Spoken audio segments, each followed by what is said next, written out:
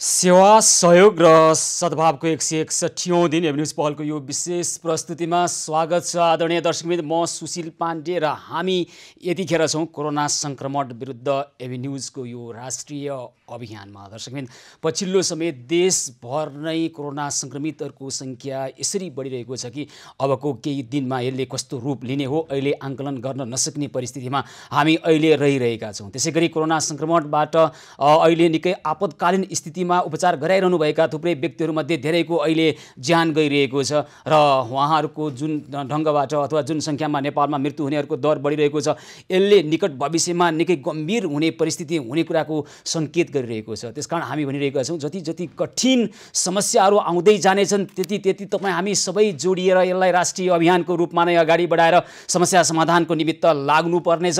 त्यसकारण हामीले हुन त धेरै अगाडिदेखि राष्ट्रिय अभियानकै रूपमा धेरै समस्यालाई सम्बोधन गर्ने पहलमा यहाँहरूको सदाशयता सद्भावको साथमा, यहाँहरूको सहयोगी मन र सहयोगी हातको साथमा हामीले थुप्रै समस्यालाई समाधान गर्ने पहलमा हामी जोडिरहेका थियौँ र ती राष्ट्रिय अभियानहरू नै थिए। तर हामी अझै विशेष ढङ्गबाट, अझै प्रभावकारी ढङ्गबाट जति कठिन हुन्छ परिस्थिति त्यति हामीले अगाडि बढ्ने हो, हरेस खाने होइन। त्यसकारण हामी भनिरहेका छौँ, यतिखेर समस्या झन् जटिल बन्दै गइरहेको परिस्थितिमा हामी अझै प्रभावकारी ढङ्गबाट यी समस्यालाई सम्बोधन गर्नका निमित्त जुट्नुपर्छ। तपाईँ हामी सबै मिलेर उठ्नुपर्छ र लाग्नुपर्छ, प्रतिबद्ध भएर पहलमा जुट्नुपर्छ। यो साझा पहल हो, यो साझा अभियान हो। तपाईँ हामी सबै मिलेर लागौँ र केही गरौँ। यो समस्या समाधान गर्नुपर्ने यो कठिन परिस्थितिमा तपाईँ हामी सबै मिलेर गऱ्यौँ भने सक्छौँ, धेरै काम गर्न सक्छौँ। त्यसकारण हामी भनिरहेका छौँ, आजबाट थप अर्को हाम्रो चरणको अभियान सुरु भइरहेको छ। अभियान नम्बर 1 अब हामी के गर्छौँ आदरणीय दर्शकवृन्द? हामी गर्छौँ अभियान नम्बर 1 मा कोरोनाबाट मुक्त भएका व्यक्तिहरूसँग कुराकानी गर्छौँ, उहाँहरूको अनुभव सुन्छौँ। किन त भन्दा जो यतिखेर कोरोना संक्रमणबाट मुक्त भएर घर जानुभएको छ, उहाँहरूले त्यतिखेर कोरोना हुँदै गर्दाखेरि के गर्नुभयो, के खानुभयो, के खाए, के गरे उनीहरूले र कोरोना संक्रमणबाट मुक्त हुन सके। हामी यसको सर्वेक्षण गर्नेछौँ। हामी आज पनि कोरोना संक्रमण भइसकेपछि लामो समय आइसोलेसनमा बसेर निको भएर, कुनै पनि लक्षण बिना निको भएर घर जानुभएका 2 जना व्यक्तिसँग कुराकानी गर्नेछौँ र यसै गरी हामीले अन्य थुप्रै व्यक्तिसँग कुराकानी गरेर कोरोना संक्रमणबाट मुक्त भएका व्यक्तिहरूको सर्वेक्षण गर्नेछौँ र त्यसबाट एउटा निर्कोलमा पुग्नेछौँ, एउटा निष्कर्षमा पुग्नेछौँ र त्यसपछि हामी अभियान नम्बर 2 मा कोरोनाबाट मुक्त भएकाहरूको अनुभवको आधारमा उहाँहरूले के गर्नुभयो, घरेलु के उपचार गर्नुभयो अथवा आयुर्वेदिक औषधि के खानुभयो अथवा अन्य औषधि कुन पद्धतिको आधारमा उहाँहरूलाई निको हुन सजिलो भयो, त्यसको बारेमा हामी बुझ्नेछौँ र औषधि प्रयोग गर्नको लागि आह्वान गर्नेछौँ। र अभियान नम्बर 3 मा मास्क, स्यानिटाइजर र भौतिक दूरी कायम गर्ने प्रतिबद्धता अभियान गर्दैछौँ। हामी लामो समयदेखि यो अभियानमा छौँ र हामी सरकारी निकायहरूसँग पनि समन्वय गरेर, अन्य सम्बन्धित सरकारवाला निकायहरूसँग पनि र स्थानीय तहसँग समन्वय गरेर प्रतिबद्धता अभियानलाई जसरी सुरु गरेका छौँ, यसलाई अझ प्रभावकारी ढङ्गबाट अगाडि बढाउने पहलका निमित्त हामी जुटिरहेका छौँ। र अभियान नम्बर 4 मा अब ज्येष्ठ नागरिक र दीर्घ रोगीलाई क्वारेन्टिनमा राखौँ हामी भनिरहेका छौँ। अहिलेमा हामी आइसोलेसनमा बसेका अथवा क्वारेन्टिन सम्भावित जोखिम भएका अथवा सङ्क्रमण भएका व्यक्तिलाई मात्र राखिरहेका थियौँ भने अब हामी ज्येष्ठ नागरिक र दीर्घ रोगीलाई बचाउनका निमित्त, कोरोना संक्रमितको सङ्ख्या यति बढ्दै गइसकेपछि उहाँहरू सबैलाई अहिले आइसोलेसनमा राख्ने सम्भावना न्यून भइरहेको छ। जसलाई कोरोनाको सङ्क्रमण भएको आशंका छ, उहाँहरू आइसोलेसनमा बस्दा पनि कोरोना सङ्क्रमण बढिरहेको छ। त्यसकारण अहिले जोखिम समूह भनेका ज्येष्ठ नागरिक र दीर्घ रोगीहरू जो लामो समयदेखि औषधि खाइरहनु भएको छ, उहाँहरूलाई अब आइसोलेसनमा राख्ने, घरभित्रै व्यवस्था गरौँ, उहाँहरूलाई अझै बढी ध्यान पुर्याउँ, उहाँहरूलाई अझै हामीले सावधानीतापूर्वक उहाँहरूलाई बचाउनका लागि एउटा घरभित्र तपाईँ हामीले जे गर्न सक्छौँ सबै उपायको अवलम्बन गरौँ भनेर हामीले यो अभियान सुरु गरेका छौँ। अब ज्येष्ठ नागरिक र दीर्घ रोगीहरूलाई घरभित्रै क्वारेन्टाइनको व्यवस्था गरौँ भनेको उहाँहरूलाई सकेसम्म पृथक राखेर हेरचाह गर्ने, उहाँहरूको नजिक कोरोना सङ्क्रमण तपाईँहरू कोही बाहिर जानुहुन्छ, कार्यालय गइरहनु भएको छ, आइरहनु भएको छ, आफ्ना बुबा आमा, हजुरबा हजुरआमा कोही ज्येष्ठ नागरिक हुनुहुन्छ, उहाँहरू दीर्घ रोगी पनि हुनुहुन्छ भने उहाँहरूलाई सकेसम्म नजिक गएर छुने अथवा उहाँहरूको सम्पर्कमा आउने भन्दा पनि उहाँहरूको हेरचाह अझै गरौँ। उहाँहरूलाई कोरोना सङ्क्रमणबाट उहाँहरूको रोग प्रतिरोधात्मक क्षमता बढाउनका निमित्त हामीले घरेलु रूपमा खाने गरेका औषधि हुन सक्छन्, त्यस हिसाबबाट उहाँहरूलाई थप ध्यान पुर्याउँ भन्ने हाम्रो अभियान हो र यसका लागि पनि हामी प्रभावकारी ढङ्गबाट काम गर्दैछौँ। र अर्को छ अभियान नम्बर 5 मा अहिले जसरी घर बाहिर महामारी फैलिरहेको छ, घरभित्र भोकमरी सुरु हुन लागिसकेको छ आदरणीय दर्शकवृन्द। त्यसकारण हामी भनिरहेका छौँ, हामी मात्र तपाईँहरूलाई यो गर्नुहोस् त्यो गर्नुहोस् भनेर शिक्षा दिइरहेका छैनौँ। तपाईँका घरभित्रका यी समस्यालाई सम्बोधन गर्नका निमित्त पनि अब हामी जुटिरहेका छौँ, लागिरहेका छौँ। हुन त हिजो लकडाउनको बेलामा पनि हामीले प्रभावकारी ढङ्गबाट सहयोगी हात र सहयोगी मनहरूको सहयोग मार्फत हामीले यहाँहरूका घरभित्रका समस्या समाधान गरेका छौँ। आज पनि अब फेरि प्रभावकारी ढङ्गबाट घरभित्रको भोकमरी र घर बाहिरको महामारीको विरुद्धमा मानवताले लड्नेछौँ। तपाईँ हामी सबैको साथ छ, तपाईँ हामी सबैको सद्भाव र सदाशयता छ र यसले नै जितिन्छ कोरोना विरुद्धको यो महामारी, कोरोना विरुद्धको यो युद्ध, यो महामारीको विरुद्धमा मानवताले जित्नुपर्छ। र त्यसकारण हामी यी 5वटा अभियानलाई सँगसँगै अगाडि बढाइरहेका छौँ। यसबाहेक अन्य थुप्रै अभियान छन् र तपाईँ हामी सबै जुट्यौँ भने, लाग्यौँ भने यी समस्या समाधान गर्न हामी नसक्ने भन्ने कदापि होइन। दर्शकबिन, चाहिन्छ यहाँहरूको प्रतिबद्धता, चाहिन्छ यहाँहरूको सदाशयता र सद्भाव। दर्शकबिन, यतिखेर भने अब हामी अभियान नम्बर 1 अन्तर्गतको कोरोनाबाट मुक्त भएका व्यक्तिहरूसँग कुराकानी गर्छौँ, उहाँहरूको अनुभव सुन्छौँ। केवल समय व्यतीत गर्नका निमित्त होइन, केवल उहाँहरूको अनुभव सुनेर मनोरञ्जन लिनका लागि होइन, केवल उहाँको अनुभवले हामीलाई यस्तो भएको रहेछ भनेर जान्नको निमित्त होइन।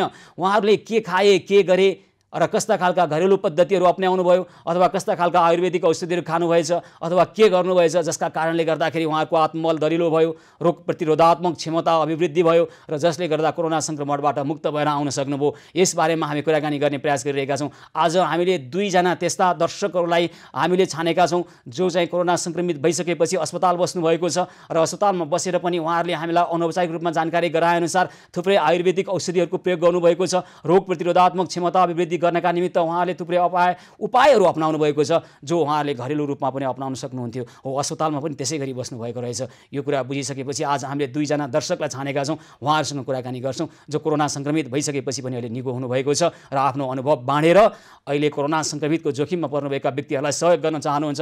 हामी उहाँसँग पहिला कुराकानी गर्नेछौँ र यतिखेर मयङ्क कर्ण हुनुहुन्छ, कोरोना सङ्क्रमण हुनुभएको र अहिले मुक्त भएर घरमा आरामले बसिरहनुभएका मयङ्क कर्णसँग हामी कुराकानी गर्छौँ र त्यस पछाडि हामी एकजना व्यक्ति हुनुहुन्छ, आफ्नो नाम भन्न चाहनुभएको छैन तर उहाँले आफ्नो अनुभव सुनाएर सहयोग गर्न चाहनुभएको छ। त्यो अनुभव धेरैलाई काम लाग्छ भन्ने हिसाबले उहाँले आफ्नो अनुभव सुनाउनुहुनेछ। यतिखेर मयङ्क कर्ण प्रत्यक्ष सम्पर्कमा आउनुभएको छ, हामी उहाँसँग कुराकानी गर्छौँ। हजुर कर्णजी नमस्कार, कार्यक्रममा स्वागत छ यहाँलाई। दर्शकबिन, यतिखेर हामी छौँ कोरोना सङ्क्रमण विरुद्ध एबी न्युजको यो राष्ट्रिय अभियानमा। हामी लामो समयदेखि यो अभियानमै छौँ र थप समस्या आइसकेपछि थप समस्या समाधान गर्नका निमित्त तपाईँ हामी सबैको ऐक्यबद्धता चाहिन्छ, तपाईँ हामी सबैको प्रतिबद्धता चाहिन्छ। मानवताले समस्याको समाधान गर्न नसक्ने भन्ने त्यस्तो कुनै समस्या छैन जुन मानवताले समस्याको समाधान गर्न नसकोस्। त्यसकारण हामी भनिरहेका छौँ यतिखेर सद्भाव, सदाशयता, मानवता एक अर्कोलाई हामीले बाँड्यौँ भने, सहयोगको लागि प्रतिबद्ध भयौँ भने हामी गर्न सक्छौँ। यो एउटा सामान्य महामारी मात्रै हो, यो महामारीलाई जित्न नसक्ने भन्ने होइन।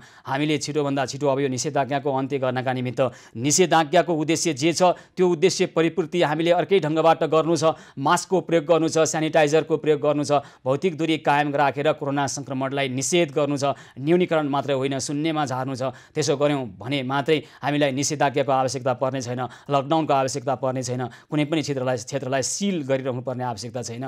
र यसो गरिरहँदा थुप्रै बहुआयामिक समस्या आएको छ। त्यसकारण अन्तर्राष्ट्रिय अनुभव पनि हेरौँ भने हामीले हामी अलिकता सजग हुने हो भने, मास्क लगाएर सही रूपमा मास्कको प्रयोग गर्ने हो भने अथवा हातलाई सङ्क्रमण रहित बनाउने हो भने हामी यी समस्या निषेधाज्ञा नलगाई पनि कोरोना यो सङ्क्रमणको जोखिमलाई न्यूनीकरण गर्न सक्छौँ। र दर्शकबिन, यतिखेर अब हामी कुराकानी गर्ने प्रयास गरिरहेका छौँ कोरोनाबाट मुक्त भएका व्यक्तिहरूसँगको अनुभव साटासाट गर्दै उहाँहरूको अनुभवबाट हामीले सिक्नु पर्दछ र उहाँको कुन अनुभव थियो, त्यो अनुभवले कस्तो फाइदा भयो र थप अब कोरोना सङ्क्रमणको जोखिम बेहोरिरहेका अथवा अहिले पनि कोरोना सङ्क्रमणबाट आइसोलेसन बसिरहनुभएका व्यक्तिहरूलाई उहाँहरूको अनुभव महत्त्वपूर्ण हुनसक्छ।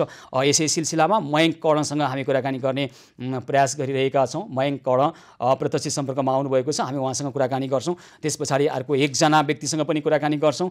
र दर्शकबिन, अहिले 2 खालका कुराहरू आइरहेका छन्, 2 खालका विचारहरू आइरहेका छन्। एकातर्फ तातो पानी खानुहोस् अथवा बेसार पानी खानुहोस्, आत्मबललाई दरिलो बनाउनुहोस्, आत्मविश्वास बढाउनुहोस्, रोग प्रतिरोधात्मक क्षमतालाई बढाउनुहोस् र त्यसो गर्दा कोरोनासँग लड्न सजिलो हुन्छ भनिरहेका छन् केही व्यक्तिहरू, केही विज्ञहरू भने। केही आत्मबल, आत्मविश्वास र रोग प्रतिरोधात्मक क्षमता अथवा तातो पानीले यो रोग विषोक हुँदैन है यो कोरोना सङ्क्रमण, त्यसकारण खेलाँची नगरौँ, खेलवाड नगरौँ भन्ने मत पनि बलियो छ। आज हामी यही दुवै पक्षका उहाँहरूका विचार सुन्छौँ। कोरोना तातो पानी र आत्मबलले निको हुने रोग होइन, यसलाई खेलासी नगरौँ, खेलवाड नगरौँ भन्ने जीवाणु वैज्ञानिक भाइरोलोजिस्ट अमेरिका निवासी जो इबोला भाइरसको खोप पत्ता लगाउने वैज्ञानिक मध्येका पनि एकजना सदस्य हुनुहुन्छ डाक्टर सुदीप खड्कासँग हामी प्रत्यक्ष जोडिएर कुराकानी गर्छौँ भने के रोग प्रतिरोधात्मक क्षमताले कोरोना विरुद्ध लड्नै सक्दैन त? अवश्य सक्छ भन्ने मत लिएर आउने डाक्टर हुनुहुन्छ डाक्टर निर्मल भुसाल, राष्ट्रिय आयुर्वेद अनुसन्धान तथा तालिम केन्द्र कीर्तिपुरका प्रमुख तालिम अधिकृत आयुर्वेदिक चिकित्सक डाक्टर निर्मल भुसालसँग कुराकानी गर्छौँ र उहाँको मत छ, हामी पनि भन्दै आइरहेका छौँ, कोरोना रोगको उपचार छ, त्यो हो रोग प्रतिरोधात्मक क्षमता। हुन त रोग प्रतिरोधात्मक क्षमता आफैमा सापेक्ष कुरा हो। कुनै पनि रोगको लागि लड्न सक्ने रोग प्रतिरोधात्मक क्षमता छ भने त्यही रोगको लागि त्यही एउटै रोग प्रतिरोधात्मक क्षमताले सबै रोगलाई काम गर्छ भन्ने छैन, यो सापेक्ष कुरा हो। तर पनि पूर्वीय सभ्यता अन्तर्गत आयुर्वेदकी जुन पद्धति छ र पछिल्लो 6000 वर्षदेखि पूर्वीय सभ्यताले यसलाई अङ्गीकार गर्दै आइरहेको छ, यो भित्र असीमित सम्भावनाहरू छन् र रोग प्रतिरोधात्मक क्षमतालाई अभिवृद्धि गर्ने सम्भावना पनि यो छ। यसलाई पुनर्जागरण गरिनुपर्छ, यसलाई उजागर गरिनुपर्छ भन्ने मत लिएर आउनुभएको छ डाक्टर निर्मल भुसाल र हामी उहाँसँग पनि कुराकानी गर्छौँ। र दर्शक यस्ता थुप्रै समस्याहरू छन्। सांसद र मेयरको टकरावले भेन्टिलेटरको 1.5 करोडको रकम फ्रिज भएको नेपालगञ्जको एउटा घटनादेखि अन्य थुप्रै खालका समस्याहरू, मेडिकल सिटीमा बिजोग भएको छ, अस्पताल डुलाउँदै मानिसको मृत्यु भएको छ, यस्ता समस्याहरू पनि हामी लिएर आउनेछौँ। मात्र समस्या होइन, समस्या समाधानको उपाय पनि लिएर आउनेछौँ। यतिखेर मयङ्क कर्ण हुनुहुन्छ प्रत्यक्ष सम्पर्कमा, हामी उहाँसँग कुराकानी गर्छौँ। हजुर मयङ्कजी नमस्कार, कार्यक्रममा स्वागत छ यहाँलाई। नमस्कार हजुर, हजुरलाई पनि धेरै धेरै धन्यवाद। हजुर मयङ्कजी। हजुर मैले यहाँको आवाज सुन्न सकिरहेको छैन। हजुर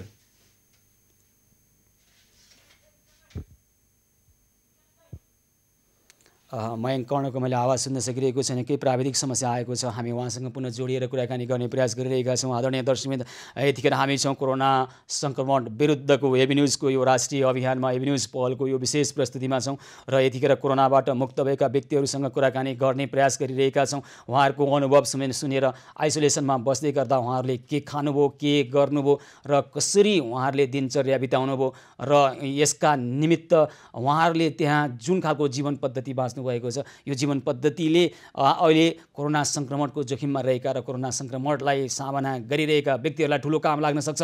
हामी मयङ्क कर्णसँग केही समयपछि कुराकानी गर्छौँ। केही प्राविधिक समस्या पनि आएको छ र उहाँसँग छिटै जोडेर कुराकानी गर्ने प्रयास गरिरहेका छौँ। सेवा सहयोग र सद्भावको 161औं दिनमा छौँ र एभिन्युज पहलको यो विशेष प्रस्तुति कोरोना सङ्क्रमण विरुद्ध एभिन्युजको यो राष्ट्रिय अभियान निरन्तर जारी रहनेछ। हामीसँगै रहनुहोला।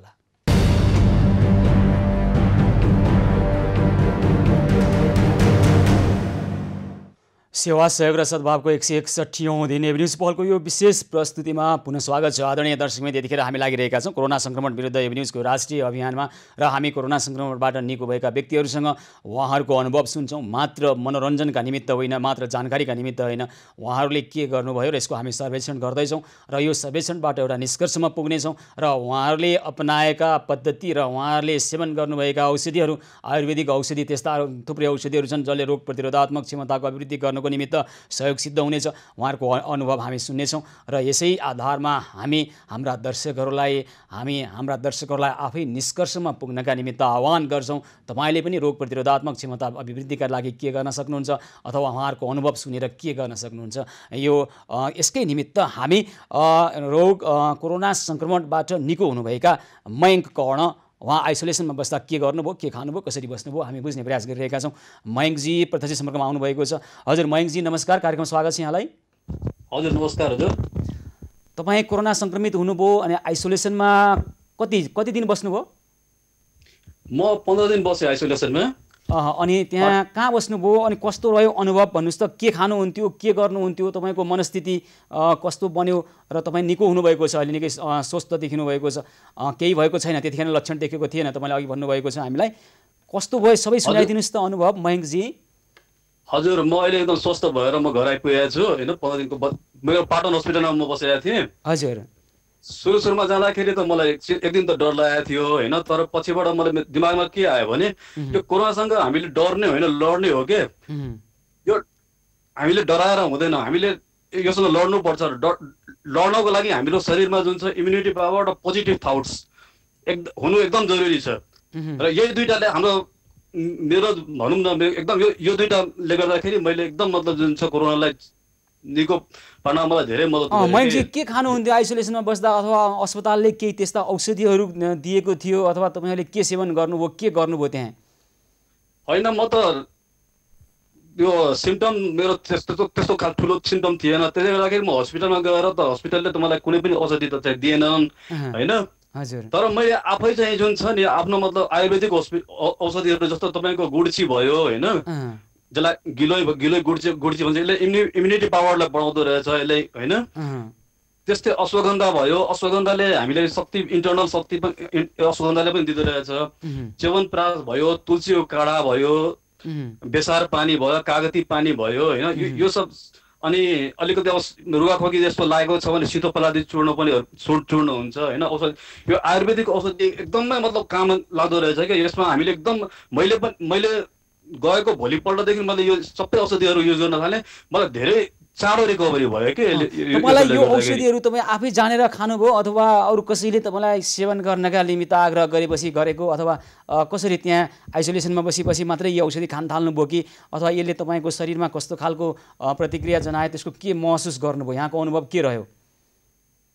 मैले त गुड्ची चाहिँ सुरुदेखि खाइरहेको थिएँ होइन। अरू बाँकी अश्वगन्धा, सितोपलादी चूर्ण, च्यवनप्राशहरू जुन छ। गुड्ची भनेको यो गुर्जोको धुलोलाई तपाईँ त्यहाँ गुड्ची? हजुर हजुर हजुर, गुर्जोको जुन धुलोलाई गुड्ची भन्छ। यो तपाईँ क्याप्सुलमा पनि एभाइलेबल हुन्छ र चूर्णमा पनि छ, यो दुइटैमा एभाइलेबल छ कि यो।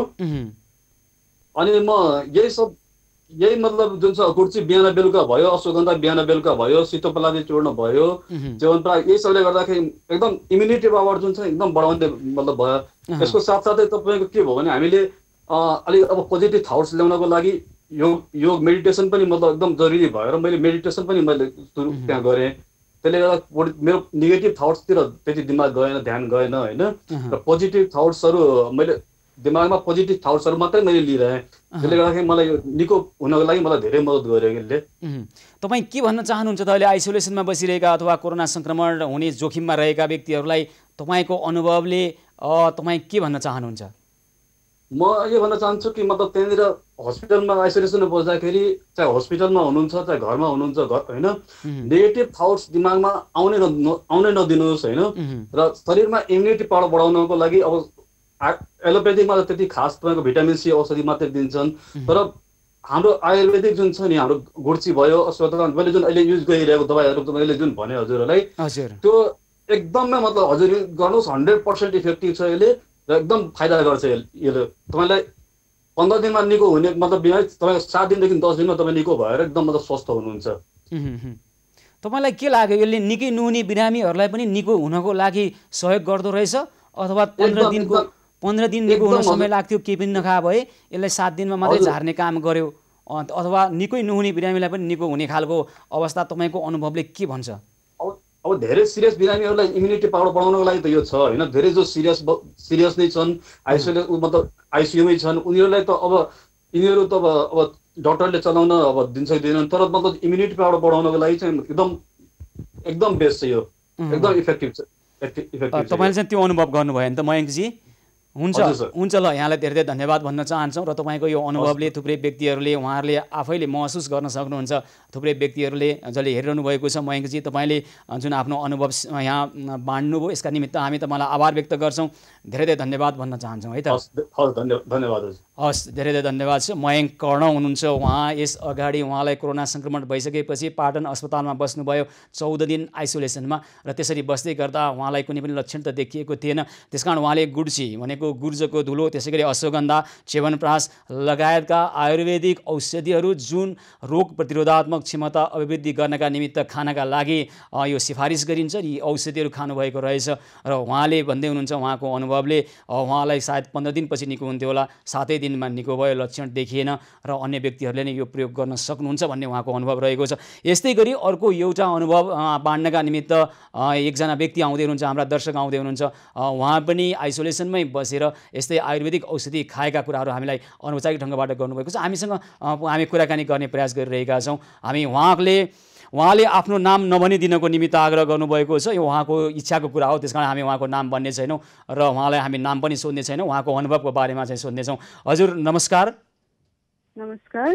कार्यक्रममा स्वागत छ। ल अब तपाईँले आग्रह अनुसार हामी तपाईँको नाम हामी सोध्दैनौँ। तपाईँ पनि कोरोना सङ्क्रमित हुनुभयो र आइसोलेसनमा बसेर अहिले निको भएर घर आउनुभएको छ होइन? हजुर। अहिले के छ, कस्तो छ अहिले तपाईँको अवस्था र अस्पतालमा बस्दा यहाँले के गर्नुभयो? अहिले त म एकदमै ठिक छु है। अब हस्पिटल बस्दाखेरि पनि खासै सिम्टम्स त केही पनि थिएन। हजुर, सिम्टम नभए पनि अब घरमा बस्दा अलि अप्ठ्यारो जस्तो भएको भएर हस्पिटल गएको हो। त्यहाँ गएर पनि मलाई औषधि त केही पनि दिएन, खालि अलग आइसोलेसन बस्नु मात्रै हो। अनि त्यहाँ खाएको भनेको मैले बेसार पानी खाएँ, एकदमै धेरै। बेसार पानी? हजुर, बेसार पानी मात्र खाएको हो। अस्पतालले उपलब्ध गराएको थियो बेसार पानी अथवा तपाईँले आफैले लिएर जानु भएको थियो? मैले आफैले घरैबाट लिएर गएको थिएँ र घरबाट लगेको बेसार पनि सकेर मैले फेरि मगाएको थिएँ, त्यति खाएँ मैले बेसार पानी। अनि त्यसले के गर्यो तपाईँलाई बेसार पानीले, अथवा बेसार पानी बाहेक अरू पनि केही त्यस्तो आयुर्वेदिक औषधिहरू? अरू आयुर्वेदिक औषधि खाएको भन्नाले मैले एउटा केसरी जीवन सेवन प्लस खाएको थिएँ त्यो। हजुर, अनि त्यसपछि अब इम्युनिटी पावर बढाउने भनेर एक्स्ट्रा इम्युनिटी भन्ने एउटा औषधि थियो, मलाई ल्याइदिनु भएको थियो, त्यो खाएँ मैले। त्यो के औषधि हो त्यो चाहिँ तपाईँलाई थाहा छ नाम? त्यो एक्स्ट्रा इम्युनिटी भन्ने थियो, एउटा लिक्विड होइन, झोल औषधि थियो। त्यो बिहान बेलुका खानुपर्ने थियो इम्युनिटी पावर बढाउनको लागि। हजुर, त्यही खाएँ। त्यसपछि त अरू मैले खासै औषधिहरू केही पनि खाइनँ। अनि तपाईँलाई यी औषधिहरूले कतिको सकारात्मक प्रभाव पारेको जस्तो लाग्यो, अथवा तपाईँले आफ्नो रोग प्रतिरोधात्मक क्षमता अभिवृद्धि गर्नको लागि यी औषधिहरूले केही सकारात्मक भूमिका खेले, अथवा तपाईँको अनुभवले के भयो? एकदमै धेरै के भन्छ सहयोग गर्यो भन्नु होइन। अरू त औषधि केही खाएको छैन, यी औषधिहरूले खाएर नै। अनि यी औषधिहरू, अरू औषध त हस्पिटलले पनि केही पनि प्रोभाइड गरेको थिएन। खाना खाएँ अरू बेला भन्दा एकदमै धेरै। हजुर, घाममा बसेँ। अनि यी औषधिहरू तपाईँ आफैले खानुभयो, कसैले जानकारी दिएर खानुभयो, अथवा अस्पतालले खानु भन्यो, अथवा अरू कसैसँग सोधेर खानुभयो, अथवा तपाईँ आफैलाई जानकारी थियो? फ्यामिलीहरूले प्रोभाइड गर्नु भनेको थियो खानुहोस् भनेर, त्यही भएर उहाँहरूले उपलब्ध गराइदिनु भएको थियो। भनेपछि बेसार पानी खानुभयो, च्यवनप्रास खानुभयो?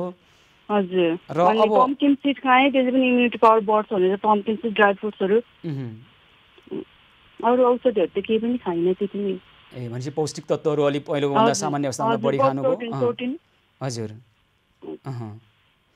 र अब कोरोना सङ्क्रमितको जोखिममा रहेका व्यक्तिहरूलाई, अथवा अहिले आइसोलेसनमा रहेका व्यक्तिहरूलाई तपाईँको अनुभवले चाहिँ के सुझाव दिन चाहनुहुन्छ? अब खासै डराउनु पर्ने त केही पनि छैन लक्षण नभएकोहरूको लागि होइन। हामीले आफू पोजिटिभ हुनु पऱ्यो कि म लड्छु, म गर्छु, म निको हुन्छु भन्ने चाहिँ सोचाइराख्नु पऱ्यो कि। नभए चाहिँ यो कोरोना भन्ने कुरा सुरुमा अब सबैले यो न्युजहरूमा जुन देखाइरहेको थियो एकदमै डर लाग्थ्यो कि कोरोना लाग्यो। जब मेरो पोजिटिभ आउँदा पनि म एकदमै डराएको थिएँ कि। जब म हस्पिटल गएर नि मलाई खासै हस्पिटलमा केही पनि औषध त दिएको छैन। म आफू पोजिटिभ भएर यो आयुर्वेदिक औषधहरू यदि खाएर नै म निको भएको हो। अब जुन अहिले सङ्क्रमितहरू हुनुहुन्छ नि उहाँहरू पनि डराउनु पर्दैन होइन। हामीले यो इम्युनिटी पावर अलिक बढाउनु पर्यो अनि आफूलाई बलियो बनाउनु पर्यो। लक्षण छैन भनेदेखि चाहिँ सजिलै निको हुन सकिन्छ। अनि तातो पानी कति खानुभयो नि त्यहाँ बस्दा? तातो पानी त एकदमै धेरै खाएँ, तातो पानी खाएँ, बाफ दिएँ। ल हुन्छ, धेरै धेरै धन्यवाद छ। यहाँले आफ्नो अनुभव राख्नुभयो र यो अनुभवको आधारमा हाम्रा दर्शकहरूले आफैले निर्णय गर्नुहुनेछ। यतिखेर हामी तातो पानी अथवा अन्य आयुर्वेदिक औषधि अथवा घरमै उपलब्ध हुने बेसार पानी जस्ता खानेकुराहरूले यी कुराहरूले कोरोनालाई लड्नको लागि सहयोग गर्छ या गर्दैन भन्ने आफैमा यो विवादित विषय छ। तर हामीले दुईजनाको कुराकानी सुन्दा उहाँहरूले यही खालका कुराकानी गर्नुभएको छ। यो विशेष गरी आयुर्वेदिक सम्बन्धी औषधिहरू, तातो पानी र बेसार पानीले पनि उहाँहरूको रोग प्रतिरोधक क्षमता बढेको कुरा गरिरहनु भएको छ। यहाँलाई चाहिँ हामी धेरै धेरै धन्यवाद भन्न चाहन्छौँ है त। धन्यवाद। हस्, धेरै धेरै धन्यवाद छ। एकजना हाम्रा दर्शक हुनुहुन्छ, उहाँलाई कोरोना सङ्क्रमण भइसकेपछि आयुर्वेदिक औषधि, तातो पानी र अन्य बेसार पानी लगायतका कुराहरू खाएको उहाँले हामीलाई भन्नुभएको छ। अब दुईवटा कुराहरू आइरहेको छ। एकातर्फ कोरोना, तातो पानी र आत्मबलले निको हुँदैन भन्ने कुरो आइरहेको छ र यसमा विशेष गरी एलोप्याथिकका चिकित्सकहरूले भन्नुहुन्छ र अर्को मत छ रोग प्रतिरोधात्मक क्षमता वृद्धि गर्नका निमित्त रोग प्रतिरोधात्मक क्षमता वृद्धि गर्नका निमित्त आयुर्वेदिक औषधिले काम गर्छ। हाम्रै भान्सामा पाइने थुप्रै घरेलु त्यस्ता पद्धतिहरू छन् जसलाई हामीले सही सदुपयोग गर्यौँ भने रोग प्रतिरोधात्मक क्षमता वृद्धि गर्न सक्छौँ र रोग प्रतिरोधात्मक क्षमता अहिले कोरोनाको विरुद्धको औषधि हो। तर अर्को एउटा कुरा पनि छ, प्रत्येक रोगलाई रोग प्रतिरोधात्मक क्षमता भनेको आफैमा सापेक्ष कुरा भएको कारणले रोग प्रतिरोधात्मक क्षमता छ भन्दैमा प्रत्येक रोगलाई निको बनाउँछ यसले भन्ने छैन भन्ने कुरा पनि आइरहेको छ। हो, हामी यो विषयमा गम्भीर ढङ्गबाट कुराकानी गर्छौँ र निष्कर्षमा पुग्छौँ हामी।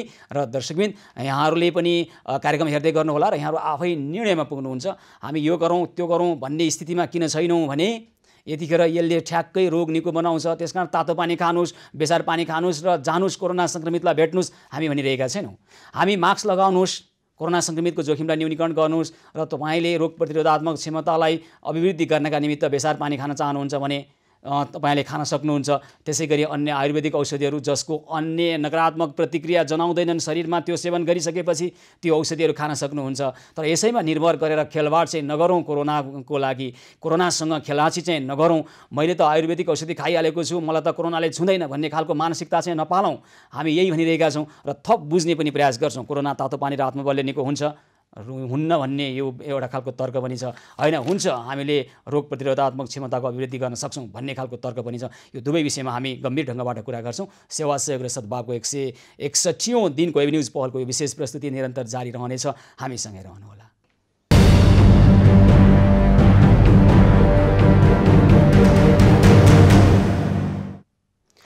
सेवा सहयोग र सद्भावको 161औं दिन एबी न्युज पहलको यो विशेष प्रस्तुतिमा पुनः स्वागत छ। आदरणीय दर्शकमित्र, यतिखेर हामी लागिरहेका छौँ के कोरोना तातो पानी, बेसार पानी र केही आयुर्वेदिक औषधिले निको हुने रोग हो। अघि पनि हामीले सुन्यौँ केही हाम्रा दर्शकहरू जो हाम्रो सम्पर्कमा आउनुभएको छ उहाँहरू भन्दै हुनुहुन्थ्यो आइसोलेसनमा बसेर तातो पानी, बेसार पानी र केही रोग प्रतिरोधात्मक क्षमताको अभिवृद्धि गर्ने आयुर्वेदिक औषधिहरू खाइयो र निको भएर घर आइयो र अरूलाई पनि उहाँले त्यही सुझाव दिनुभएको छ। के वास्तवमा यस्तै हो? हामी कुराकानी गर्ने प्रयास गरिरहेका छौँ जीवाणु वैज्ञानिक भाइरोलोजिस्ट जो अमेरिकामा बस्दै आउनुभएको छ र उहाँले इबोला भाइरसको खोप पत्ता लगाउने वैज्ञानिक मध्येका एक सदस्य पनि हुनुहुन्छ डाक्टर सुदीप खड्का। हामी उहाँसँग कुराकानी गर्न गइरहेका छौँ। डाक्टर सुदीप खड्का प्रत्यक्ष सम्पर्कमा आउनुभएको छ। हजुर डाक्टर खड्का, नमस्कार, कार्यक्रममा स्वागत छ यहाँलाई। हजुर डाक्टर खड्का, मलाई सुनिरहनु भएको छ यहाँले? हजुर हजुर, मैले सुनिरहेको छु। हजुर हजुर, अलिकति बाहिर गएको हुनाले कहाँ हुनुहुन्छ अहिले? यहाँ म अहिले बस्टनमा छु, अमेरिकाको। हजुर अहिले हामी त तपाईँ केही काममा जाँदै हुनुहुन्छ कि के हो? होइन ल, ठिक छ, केही कुराकानी गरौँ है डाक्टर खड्का। अब कोरोनाको अहिले जुन खोप त पत्ता लागेको छैन, तपाईँले इबोला भाइरसको खोप पत्ता लगाउनको लागि पनि एउटा योगदान दिनुभएको छ होइन? अब त्यसै गरी यो खोप कहिले आउला भन्ने कुरामा चाहिँ सोध्नुभन्दा अगाडि अहिले चाहिँ नेपालमा दुई खालका कुराहरू, एकातिर आयुर्वेदिक औषधिहरू मार्फत अथवा रोग प्रतिरोधात्मक क्षमता अभिवृद्धि गरेर हामी कोरोना विरुद्ध लड्न सक्छौँ भन्ने धारणा एकातिर छ, अर्कोतर्फ होइन यसरी सकिँदैन भन्ने पनि छ। यसको वास्तविकता के हो? हजुर हजुरको आवाज अलि राम्रोसँग आएको छ। म फेरि दोहोऱ्याउँछु है त डाक्टर खड्का। मलाई सुनिरहनु भएको छ? हजुर हजुर, तपाईँको एउटा कुनै आवाज पनि आइरहेको छ, कृपया त्यसलाई बन्द गर्न सक्नुहुन्छ? हजुर सरी, म यहाँ बाहिर छु, त्यसले गर्दा अलिकति अप्ठ्यारो पर्यो। कुनै कार्यक्रम भइरहेको छ त्यहाँ है? हजुर हजुर। र अब मेरो आवाज सुनिरहनु भएको छ भने यो कोरोना रोगबाट लड्नको निमित्त रोग प्रतिरोधात्मक क्षमता अभिवृद्धि गर्यो भने सकिन्छ भन्ने कुरो छ। त्यसका लागि हामीले विभिन्न आयुर्वेदिक औषधिहरूको प्रयोग गर्न सक्छौँ भन्ने मत छ। यो कतिको वास्तविकताको धरातलमा आधारित कुरा हो? हजुर, यो विभिन्न आयुर्वेदिक औषधिहरूलाई हामीहरूले परम्परागत रूपमा पनि केही रोगहरूको उपचार गर्न चाहिँ अब हामीले प्रयोग गर्दै आएका हौँ। तर अहिले आएर अब कोरोनाकै विरुद्ध काम गर्छ भन्ने चाहिँ त्यसको लागि कुनै ग्यारेन्टी छैन हजुर, किनकि त्यसको लागि कुनै वैज्ञानिक रूपमा चाहिँ त्यसको प्रयोग भएको छैन। कुनै बिरामीहरूले चाहिँ अनि त्यो प्रयोग गरेर निको भएको पनि हामीहरूसँग थाहा छैन। हामीहरूलाई मुख्य कुरा के हो भने अब यो कोरोना लाए पछाडि करिब 98% व्यक्तिहरू चाहिँ निको हुनुहुन्छ नै है, बाँकी 2% जतिको मात्रै हो मृत्यु हुने। अनि मानिसहरूलाई चाहिँ के भ्रम पर्न सक्छ भने त्यो 98% जो चाहिँ बाँच्नुहुन्छ जसलाई चाहिँ केही हुँदैन, उहाँहरूले चाहिँ मैले यस्तो गरेर पो निको भएँ कि अथवा अरू केही गरेर पो निको भएँ कि भन्ने किसिमको कुराहरू चाहिँ निस्किराखेको हुन्छन्। त्यसैले त्यो अलिकति भ्रम अलिक धेरै मानिसहरूले चाहिँ विश्वास, त्यो भ्रममा विश्वास पर्यो कि जस्तो लाग्छ मलाई। अब कोरोना संक्रमणको जोखिम नेपालमा अहिले उच्च भइरहेको छ। यो बेलामा हामीले रोग प्रतिरोधात्मक क्षमता अभिवृद्धि गर्नुपर्छ भन्ने मतहरू पनि छन्। यतिखेर रोग प्रतिरोधात्मक क्षमता वृद्धि गर्ने खालका आयुर्वेदिक औषधिहरू, घरेलु औषधिहरू पनि खाइरहेको पाउँछौँ। यसो गर्नु ठिक कि बेठिक? हजुर, यो रोग प्रतिरोधात्मक क्षमता बढाउने भन्ने किसिमको दुई किसिमको कुराहरू हुन्छ। एउटा चाहिँ अब हामीहरूले अब यो जुन खाद्यान्नहरू जुन हामी खानेकुराहरू खाने गर्छौँ त्यसबाट स्वस्थ खाना सन्तुलित व्यवहार गर्यो भने चाहिँ त्यसबाट केही अब प्रतिरोध क्षमता बढ्छ। तर आजको भोलि नै तुरुन्तै एउटा केही कुरा खाएर त्यो रोगको प्रतिरोध क्षमता बढाउँछु भन्ने कुराहरू चाहिँ हुँदैन। त्यसको लागि चाहिँ त्यसमा चाहिँ हामीहरूले अलिकति त्यसमा भ्रम पाल्यौँ कि जस्तो लाग्छ मलाई पनि। फेरि विभिन्न कुराहरूको चाहिँ लामो समयको प्रयोगले स्वस्थ आहार व्यवहारले चाहिँ हो क्षमता बढ्छ, किनकि हामीलाई अरू रोग लाग्न पाक्दैन। अरू रोग नलागे पछाडि हामीलाई कोरोना संक्रमण भयो भने पनि त्यसको गम्भीर लक्षण निस्किने सम्भावना अलिकति कमै हुन्छ। तर अहिले जसरी हल्ला गरिएको छ बोझो खाएर अथवा बेसार खाएर एउटा प्रतिरोध क्षमता बढ्छ भन्ने किसिमका कुराहरू त्यसमा चाहिँ कुनै पनि वैज्ञानिक तथ्य चाहिँ त्यसमा छैन। तर अब हामीले पनि हाम्रा थुप्रै दर्शकसँग कुराकानी गरिरहेका छौँ जो चाहिँ कोरोना संक्रमणबाट मुक्त भएर आइसोलेसनमा बसेर घर आउनुभएको छ। उहाँले तातो पानी, बेसार पानी अथवा आयुर्वेदिक औषधि खाएर निको भन्ने खालका कुरा पनि गरिरहनु भएको छ। तपाईँले चाहिँ विभिन्न सञ्चार माध्यमहरूमा योभन्दा अगाडि अन्तर्वार्ता दिँदा पनि तातो पानी र आत्मबलले निको हुँदैन कोरोना संक्रमण, त्यसकारण यो खेलाँची र खेलवाड गर्ने विषय होइन भन्दै आइरहनु भएको छ होइन? तपाईँलाई चाहिँ के आधारमा भनिरहनु भएको छ? हजुर, मुख्य गरी यो तातो पानी कागती पानी खाने जस्ता जुन चाहिँ व्यवहारहरू छन्, तातो पानीले चाहिँ के हुन्छ भने हामीहरूलाई रुगाखोकी लाग्दाखेरि घाँटीमा बसेको कफहरूलाई चाहिँ त्यसलाई निकाल्न अलिकति मद्दत गर्ने गर्छ है। अनि त्यसकै आधारमा चाहिँ हामीले यसलाई चाहिँ रोगा निको पार्यो, यसले अब कोरोना पनि निको पार्छ भन्ने किसिमका तथ्यहरू चाहिँ गरिराखेको जस्तो सुनिन्छ। अनि अर्को कुरा चाहिँ के पनि सुनिएको थियो भने यो कोरोनाको बाहिरपट्टि चाहिँ यो फ्याट हुन्छ, लिपिड हुन्छ, यो बोसो तत्त्व हुन्छ, त्यसलाई चाहिँ पगाल्न सकिन्छ कि तातो पानी हालेर अलिकति, अनि यो भाइरस पग्लिन्छ भन्ने जस्ता कि यो तर्कसङ्गत नहुने कुराहरू पनि अब निस्किएका थिए है। तर त्यस्तो कुराहरूमा चाहिँ कुनै पनि वैज्ञानिक आधारहरू छैन। अनि वैज्ञानिकहरूले चाहिँ के पत्ता लगाउनु भएको थियो भने 65 देखि 100 डिग्रीसम्मको पानीमा चाहिँ यति मिनटसम्म राखियो भने कोरोना भाइरस मर्दो रहेछ, निस्तेज पर्दो रहेछ भनेर भनियो। तर हामीहरूले चाहिँ त्यही आधारमा पानीलाई चाहिँ अनि अब यो आफूले खान सक्ने पानी होइन, 65 डिग्री भनेको निकै तातो हुन्छ है, त्यो पानी सुरुप पारेर त्यसपछि त्यसले चाहिँ अनि असर गर्दैन। अर्को कुरा चाहिँ के पनि हो भने भाइरसले चाहिँ हाम्रो श्वास प्रश्वास प्रणालीमा हो मुख्य गरी चाहिँ यसले चाहिँ संक्रमण गर्ने, यसले पाचन प्रणालीमा पनि संक्रमण गर्छ, तर श्वास प्रश्वास प्रणालीमा मुख्य संक्रमण गर्ने भएको हुनाले त्यसरी पानी खाएर चाहिँ त्यसलाई पनि पखाल्न सकिँदैन। विशेष कुरा के हो भने पानीले पखाल्न सक्दैन भाइरसलाई। यस्ता कुराहरूमा चाहिँ कुनै पनि वैज्ञानिक तर्क छैन।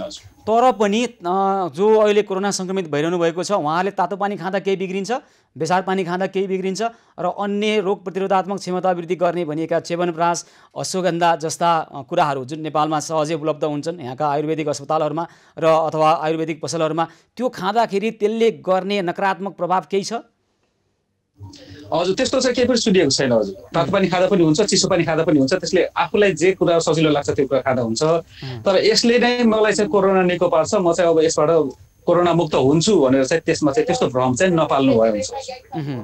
तपाईँ चाहिँ के सुझाव दिनुहुन्छ? यो रोग प्रतिरोधात्मक क्षमता वृद्धि गर्ने खालका केही घरेलु उपायहरू हामी यतिखेर अवलम्बन गर्दा राम्रो अथवा नगर्दा नै हुन्छ, गर्दा पनि हुन्छ भन्ने तपाईँको भनाइ चाहिँ के छ? हजुर, प्रतिरोधात्मक क्षमता यदि कसैले बढ्छ जस्तो लाग्छ, आफूलाई आत्मविश्वास लाग्छ भने त्यो कुराहरू गर्नुहोस्। तर यति भ्रम चाहिँ नपाल्नुहोस् कि यतिले मात्रै चाहिँ कोरोना निको पार्छ भनेर। मैले भनिहालेँ अघि पनि 98% जो चाहिँ सङ्क्रमितहरू हुनुहुन्छ उहाँहरूलाई चाहिँ निको हुन्छ। संसारभरि हामीहरूले देखिराखेको कुरा त्यही नै हो। अनि त्यसले गर्दाखेरि निको हुने चान्स अत्याधिक हुन्छ। यदि निको नहुने भयो भने पनि हामीहरूले सजिलोसँग स्वास्थ्य सेवा लिन सक्ने गरी व्यवस्थापन गर्न सक्नुपर्छ। तर यो अरू कुनै कुराले निको पार्छ भनेर अहिलेसम्म प्रमाणित नभइसकेको हुँदाखेरि त्यस्तो भ्रममा चाहिँ नपरौँ। अहिलेको लागि सबैभन्दा भरपर्दो उपाय भनेको नै मैले चाहिँ मास्क लगाएर हिँड्ने, बाहिर हिँड्दाखेरि त्यसपछि सामाजिक दूरी कायम गर्ने अनि अनावश्यक भिडभाडमा जाँदै नजाने, सबैभन्दा ठुलो कुरा भनेको चाहिँ त्यही नै हुन्छ हाम्रो लागि अहिले। डाक्टर खड्का, तपाईँ चाहिँ इबोला भाइरसको खोप पत्ता लगाउने वैज्ञानिक मध्येको एक सदस्य हुनुहुन्छ भन्ने हामीलाई खबर आएको छ, र अब हामीले कोरोना भाइरसको खोप चाहिँ कहिलेसम्म उपलब्ध हुन सक्ला? अब खोपको लागि चाहिँ मैले यस्तो अलिकति सक्षम छ है, हामीले खोप भन्दा पनि हामीले चाहिँ यो एन्टिभाइरल औषधिको चाहिँ अनुसन्धान गरे हो। अनि त्यही अब हजुरको प्रश्न आउनु पर्दाखेरि खोप बनाउने चरणमा पनि विभिन्न प्रकारका अब टेस्टहरू गर्नुपर्ने हुन्छ। पहिलो चरणमा चाहिँ हामीले फेज 1 र फेज 2 सँग प्रयोग हुन्छ, त्यसपछि फेज 3 भनेर चाहिँ क्लिनिकल ट्रायल गरिन्छ। वास्तवमा भन्यो भने फेज 3 गरे पछाडि मात्र यो खोपले काम गर्छ गर्दैन, यसले चाहिँ प्रतिरोधात्मक क्षमता दिन्छ दिँदैन भनेर हामीहरूलाई थाहा हुन्छ। अनि त्यो गर्न त्यो चाहिँ अहिले बल्ल अब हामीहरूकोमा सुरु भइरहेको छ। त्यसका लागि चाहिँ केही महिनाको समय लाग्ने हुन्छ। खोप लगाए पछाडि मानिसलाई चाहिँ संक्रमण हुन्छ कि हुँदैन, संक्रमण भए पश्चात अनि भइहाल्यो भने पनि कतिको सिम्पटम लाग्छ, अथवा खोप लगाए पछाडि जुन चाहिँ हामीहरूको यो प्रतिरोधात्मक क्षमता छ त्यो कहिलेसम्म रहन्छ भन्ने किसिमका कुराहरू चाहिँ त्यसको अझै अनुसन्धान हुन बाँकी नै छ। त्यसैले गर्दाखेरि कम्तीमा पनि 2-3 महिनाको समय चाहिँ त्यो टेस्टहरूलाई अलिकति अगाडि बढाउनै लाग्छ। त्यसपछि त्यसको डेटा प्रोसेस गर्नु पर्यो, त्यसबाट चाहिँ नतिजाहरूलाई हेरेर त्यसपछि अनि त्यसको आधारमा अनि फेरि अनि बाँकी टेस्ट गर्नुपर्ने हो कि होइन लगायतका विभिन्न कुराहरू गर्नुपर्ने हुन्छ। यी सबै कुराहरू हेर्दाखेरि कम्तीमा पनि हामीलाई 6-7 महिना नत्र भने चाहिँ केही वर्षको समय चाहिँ लाग्ने नै हुन्छ। त्यसैले खोप अहिले तत्कालै आउँदैन। तर मैले अर्को पहिला राखेको कुरा के पनि हो भने खोप आइहालेको खण्डमा पनि नेपालमा आउँछ कि आउँदैन भन्ने कुराको चाहिँ हामीहरूले ग्यारेन्टी गर्न सक्दैनौँ, किनकि अहिले संसारभरि नै सम्पूर्ण व्यक्तिहरूले चाहिँ यो खोप लगाउन खोजिराख्नु भएको छ। जुन देशमा बन्यो त्यही देशका नागरिकहरूलाई चाहिँ पहिलो पुर्याउने भन्ने किसिमका सम्झौताहरू कम्पनीहरूले गरिराखेका छन्। त्यस्तो अवस्थामा चाहिँ नेपालमा अहिले भर्खर नआउन सक्छ। आइहालेको खण्डमा पनि हामीहरूले प्रत्येक नागरिक समक्ष अथवा जोखिम समूहमा रहेका नागरिकहरू समक्ष चाहिँ हामीले पुर्याउन सक्छौँ भन्ने किसिमको हाम्रो एउटा यो सञ्जाल छैन। त्यसैले त्यतातिर पनि ध्यान दिनु अत्यन्तै जरुरी छ जस्तो लाग्छ। भनेपछि विश्व बजारमा खोप आइसक्दा पनि नेपाल जस्तो मुलुकमा आउला कि नआउला भन्ने शङ्का नि गर्नुभएको छ। यसको लागि तपाईँहरू जस्तो यही क्षेत्रमा बसेर त्यहाँ काम गरिरहनुभएका व्यक्तिहरूले पनि र राष्ट्रले पनि कूटनीतिक ढङ्गबाट खोप आइसकेपछि विश्व बजारमा आइसकेपछि नेपालमा पनि ल्याउनको लागि पहल गर्नुहोला। डाक्टर खड्का, हामी पनि यहाँलाई धेरै धेरै धन्यवाद र आभार व्यक्त गर्न चाहन्छौँ है त। हजुर धन्यवाद। हस् धेरै धेरै धन्यवाद छ। अहिले अमेरिकाबाट हामीसँग प्रत्यक्ष कुराकानी गर्दै हुनुहुन्थ्यो डाक्टर सुदीप खड्का। उहाँ जीवाणु वैज्ञानिक भाइरोलोजिस्ट हुनुहुन्छ र उहाँले स्पष्ट शब्दमा भन्नुभएको छ कोरोना तातो पानी र आत्मबलले अथवा यस्ता कुराले निको हुने कुरा पुष्टि भएको छैन। यी कुराहरू लिँदा हुन्छ, तर मैले त तातो पानी खान्छु अथवा मैले बेसार पानी खाइरहेको छु अथवा म आयुर्वेदिक औषधि खाइरहेको छु त्यसकारण मलाई कोरोनाले छुँदैन भन्ने खालको भ्रम नपालौँ भन्ने उहाँको सुझाव छ। किनभने यसलाई पुष्टि गरिसकिएको छैन कुनै पनि वैज्ञानिक आधारमा। यसले हामीलाई रोग प्रतिरोधात्मक क्षमता अभिवृद्धि गर्नको लागि सहयोगी सिद्ध हुन सक्छ, त्यो कुरामा विवाद छैन। यसले हाम्रो रोग प्रतिरोधात्मक क्षमतालाई अभिवृद्धि गर्नको लागि सहयोग गर्न सक्छ। तर आयुर्वेदिक औषधि खाएको छु भन्दैमा कोरोना संक्रमणले मलाई छुँदैन भन्ने खालको भ्रम नपालौँ भन्ने उहाँले सुझाव दिनुभएको छ। र उहाँको यो सुझाव यतिखेर कोरोनाको विरुद्धमा अथवा कोरोनाका सँग खेलवाड नगरौँ, खेलाँची नगरौँ भन्ने अर्थमा हामीले बुझ्नु पर्दछ भन्ने हामीलाई लाग्दछ। तपाईँले तातो पानी खाँदै गर्दा, तपाईँले बेसार पानी खाँदै गर्दा र तपाईँले अन्य आयुर्वेदिक औषधिले आफ्नो रोग प्रतिरोधात्मक क्षमता अभिवृद्धि गर्दै गर्दा त्यसले आफ्नो शरीरमा अन्य कुनै पनि खालका नकारात्मक प्रतिक्रियाहरू दिँदैनन् भने त्यो लिँदा ठिकै होला भन्ने हाम्रो चाहिँ आग्रह छ। र तपाईँहरूले मुख्य गरी मास्कको प्रयोग गर्ने, कोरोना संक्रमणबाटै जोगिने र कोरोनासँग खेलाँची र खेलवाड नगर्ने चाहिँ गर्नैपर्छ आदरणीय दर्शकबिन।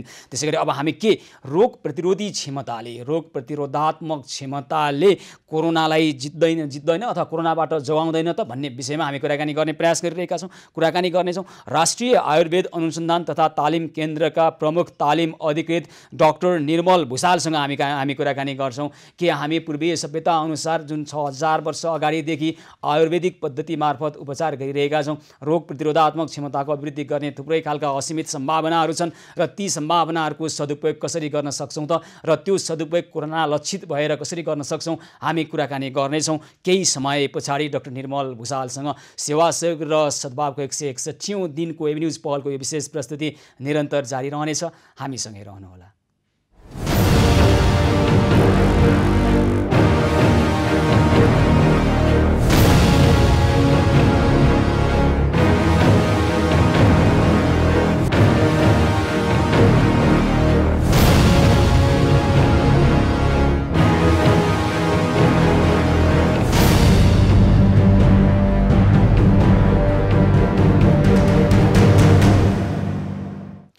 सेवा सहयोग र सद्भावको 161औं दिन एभिन्यूज पहलको यो विशेष प्रस्तुतिमा पुनः स्वागत छ। आदरणीय दर्शकबिन, यतिखेर हामी लागिरहेका छौँ के रोग प्रतिरोधात्मक क्षमताले कोरोनाबाट जोगाउँछ या जोगाउँदैन? हामी यसै विषयमा कुराकानी गर्नेछौँ। राष्ट्रिय आयुर्वेद अनुसन्धान तथा तालिम केन्द्र कीर्तिपुरका प्रमुख तालिम अधिकृत डाक्टर निर्मल भुसालसँग कुराकानी गर्ने प्रयास गरिरहेका छौँ। यस अगाडि हामीले अमेरिकाको बोस्टनमा रहनुभएका डाक्टर सुदीप खड्कासँग कुराकानी गरेका छौँ। उहाँ चाहिँ जीवाणु वैज्ञानिक हुनुहुन्छ, भाइरोलोजिस्ट, र उहाँले यतिखेर कोरोना तातो पानी र आत्मबलले निको हुने होइन, यसले केही सहयोग गर्न सक्छ मानिसको आत्मविश्वास बढाउनका निमित्त, तर केवल त्यसले मात्रै कोरोना सङ्क्रमणबाट मानिस निको हुन्छ भन्ने भ्रममा नपरौँ र खेलवाड नगरौँ, कोरोनासँग खेलाची नगरौँ यो भाइरससँग भन्नुभएको छ। र हामी अब यतिखेर रोग प्रतिरोधात्मक क्षमता, हुन त यो सापेक्षित कुरा हो भनिन्छ, तर के रोग प्रतिरोधात्मक क्षमता अभिवृद्धि गर्ने आयुर्वेदीय चिकित्सामा थुप्रै खालका उपायहरू छन्, पद्धतिहरू छन्, त्यसले के रोग प्रतिरोधात्मक क्षमता अभिवृद्धि गरेर कोरोनाबाट हामी विजय प्राप्त गर्न सक्छौँ कोरोनालाई भन्ने विषयमा कुराकानी गर्छौँ। डाक्टर निर्मल भुसाल प्रत्यक्ष सम्पर्कमा आइसक्नु भएको छ, हामी उहाँसँग कुराकानी गर्छौँ। हजुर डाक्टर भुसाल नमस्कार, कार्यक्रममा स्वागत छ यहाँलाई। हजुर डाक्टर भुसाल, यतिखेर हामी डाक्टर निर्मल भुसाल राष्ट्रिय आयुर्वेद अनुसन्धान तथा तालिम केन्द्र कीर्तिपुरका प्रमुख तालिम अधिकृत डाक्टर निर्मल भुसाल प्रत्यक्ष सम्पर्कमा आउनुभएको छ। हजुर डाक्टर भुसाल, कार्यक्रममा स्वागत छ यहाँलाई। हस्, धन्यवाद, नमस्कार। हजुर नमस्कार। अब के रोग प्रतिरोधात्मक क्षमताले कोरोनालाई जित्न सकिन्छ भन्ने खालका कुराहरू आइरहेका छन्। तातो पानी, बेसार पानी अथवा अन्य आयुर्वेदिक औषधि जसले रोग प्रतिरोधात्मक क्षमता वृद्धि हुन्छ भन्ने कुरो आइरहेको छ। यो रोग प्रतिरोधात्मक क्षमता चाहिँ सापेक्षित कुरा भएकोले यसरी रोग प्रतिरोधात्मक क्षमता समग्रमा वृद्धि गर्दैमा कोरोनाबाटै बच्न सकिन्छ भन्ने कुरा होइन, यो भ्रम हो भन्ने कुरो पनि आइरहेको छ। यहाँलाई के लाग्दछ? रोग प्रतिरोधात्मक क्षमता जुन हामी कुनै पनि रोगको प्रतिरोधी क्षमता मान्छौँ, त्यो कुनै पनि रोगलाई लाग्न नदिने क्षमताले कुनै पनि रोगमा फाइदा हुन्छ। त्यसले गर्दा अवश्य पनि कोभिड-19 मा पनि यसको पक्कै फाइदा हुन्छ। रह्यो कुरा बेसार पानी, तातो पानी यही मात्रै खाँदा कोभिड लाग्दैन भन्ने कुरा यथेष्ट पुष्टि भइसकेको छैन। र यस्तो कुरा आयुर्वेदले पनि चाहिँ ठ्याक्कै यही कुरा, यही औषधिले यसरी गर्नुपर्छ त भन्दैन। तर हाम्रो विचारमा हाम्रो विज्ञान जुन हजारौं वर्षदेखि हामी मानिरहेका छौँ, यो विज्ञानले रोग प्रतिरोधात्मक क्षमता प्राप्त गर्नका लागि विभिन्न तीनटा प्रक्रियाहरू, तीनटा तरिकाहरू बताएको छ। 3 खालको रोग प्रतिरोधात्मक क्षमता हुन्छ भनेर वर्णन गरेको छ। त्यो 3 प्रकार मध्ये एउटा सहज हुन्छ जुन हामी जन्मदेखि नै प्राप्त गर्छौं है, एउटा जन्मदेखि नै हामी रोग प्रतिरोधात्मक क्षमता प्राप्त गर्छौं। एउटा कालज हुन्छ जुन समयसँगै हाम्रो जीवनशैलीले हामीलाई चाहिँ हाम्रो खानपान, हाम्रो आहार विहार, हाम्रो भौगोलिक बनावटले हामीलाई प्राप्त हुन्छ। जस्तै अहिले हर्ड इम्युनिटीको कुरा छ, जुन हाम्रो एक्सपोजर पछि यो पार्टिकुलर भाइरस प्रति हामी रोग प्रतिरोधी हुन्छौँ भन्ने एउटा कालज। र अर्को तेस्रो रोग प्रतिरोधात्मक क्षमता वृद्धि गर्ने तरिका हो युक्तिकृत, हामी आयुर्वेदको भाषामा त्यो जुन हामीले कुनै उचित आहार विहारको तरिकाले त्यसलाई डेभलप गर्न सक्छौँ, त्यसलाई विकास गर्न सक्छौँ। र पक्कै पनि रोग प्रतिरोधात्मक क्षमता वृद्धि गर्नु भनेको कुनै पनि रोग, अब यही कोभिड-19 नभएर कुनै पनि रोगलाई केही हदसम्म रोक्न सक्ने पक्कै पनि हो, धेरै हदसम्म रोक्ने पक्कै पनि हो। तर यो रोग प्रतिरोधात्मक क्षमताकै कुरा गर्दा यो सापेक्ष कुरा हो। एउटा अथवा शरीरमा समग्र रोग प्रतिरोधात्मक क्षमता वृद्धि गर्दैमा कुनै एउटा विशेष खालको रोगको यसले प्रतिरोध गर्न सक्दैन, निको बनाउन सक्दैन, त्यही खालको यो खालको जटिल एउटा प्रक्रिया हो रोग प्रतिरोधात्मक क्षमताको विकास गर्ने भन्ने तर्क छ नि त। तपाईँहरूले भन्नु भएको जस्तै आयुर्वेदमा भएका विभिन्न कुराहरू जस्तै च्यवनप्राश, अश्वगन्धा, होइन, केसरी लगायत थुप्रै कुराहरू जुन छन्, केसर लगायतका थुप्रै कुराहरू यसले रोग प्रतिरोधात्मक क्षमता वृद्धि गरे पनि यो सापेक्षित कुरा भएकोले कोरोनालाई नै यसले विजय हासिल गर्छ भन्न सकिन्न भन्ने तर्क पनि छ। एउटा कुरा यो। अर्को कुरा चाहिँ के रोग प्रतिरोधात्मक क्षमता आज औषधि खाएर भोलिदेखि सुरु हुने, वृद्धि हुने कुरा हो भन्ने प्रश्न पनि छ।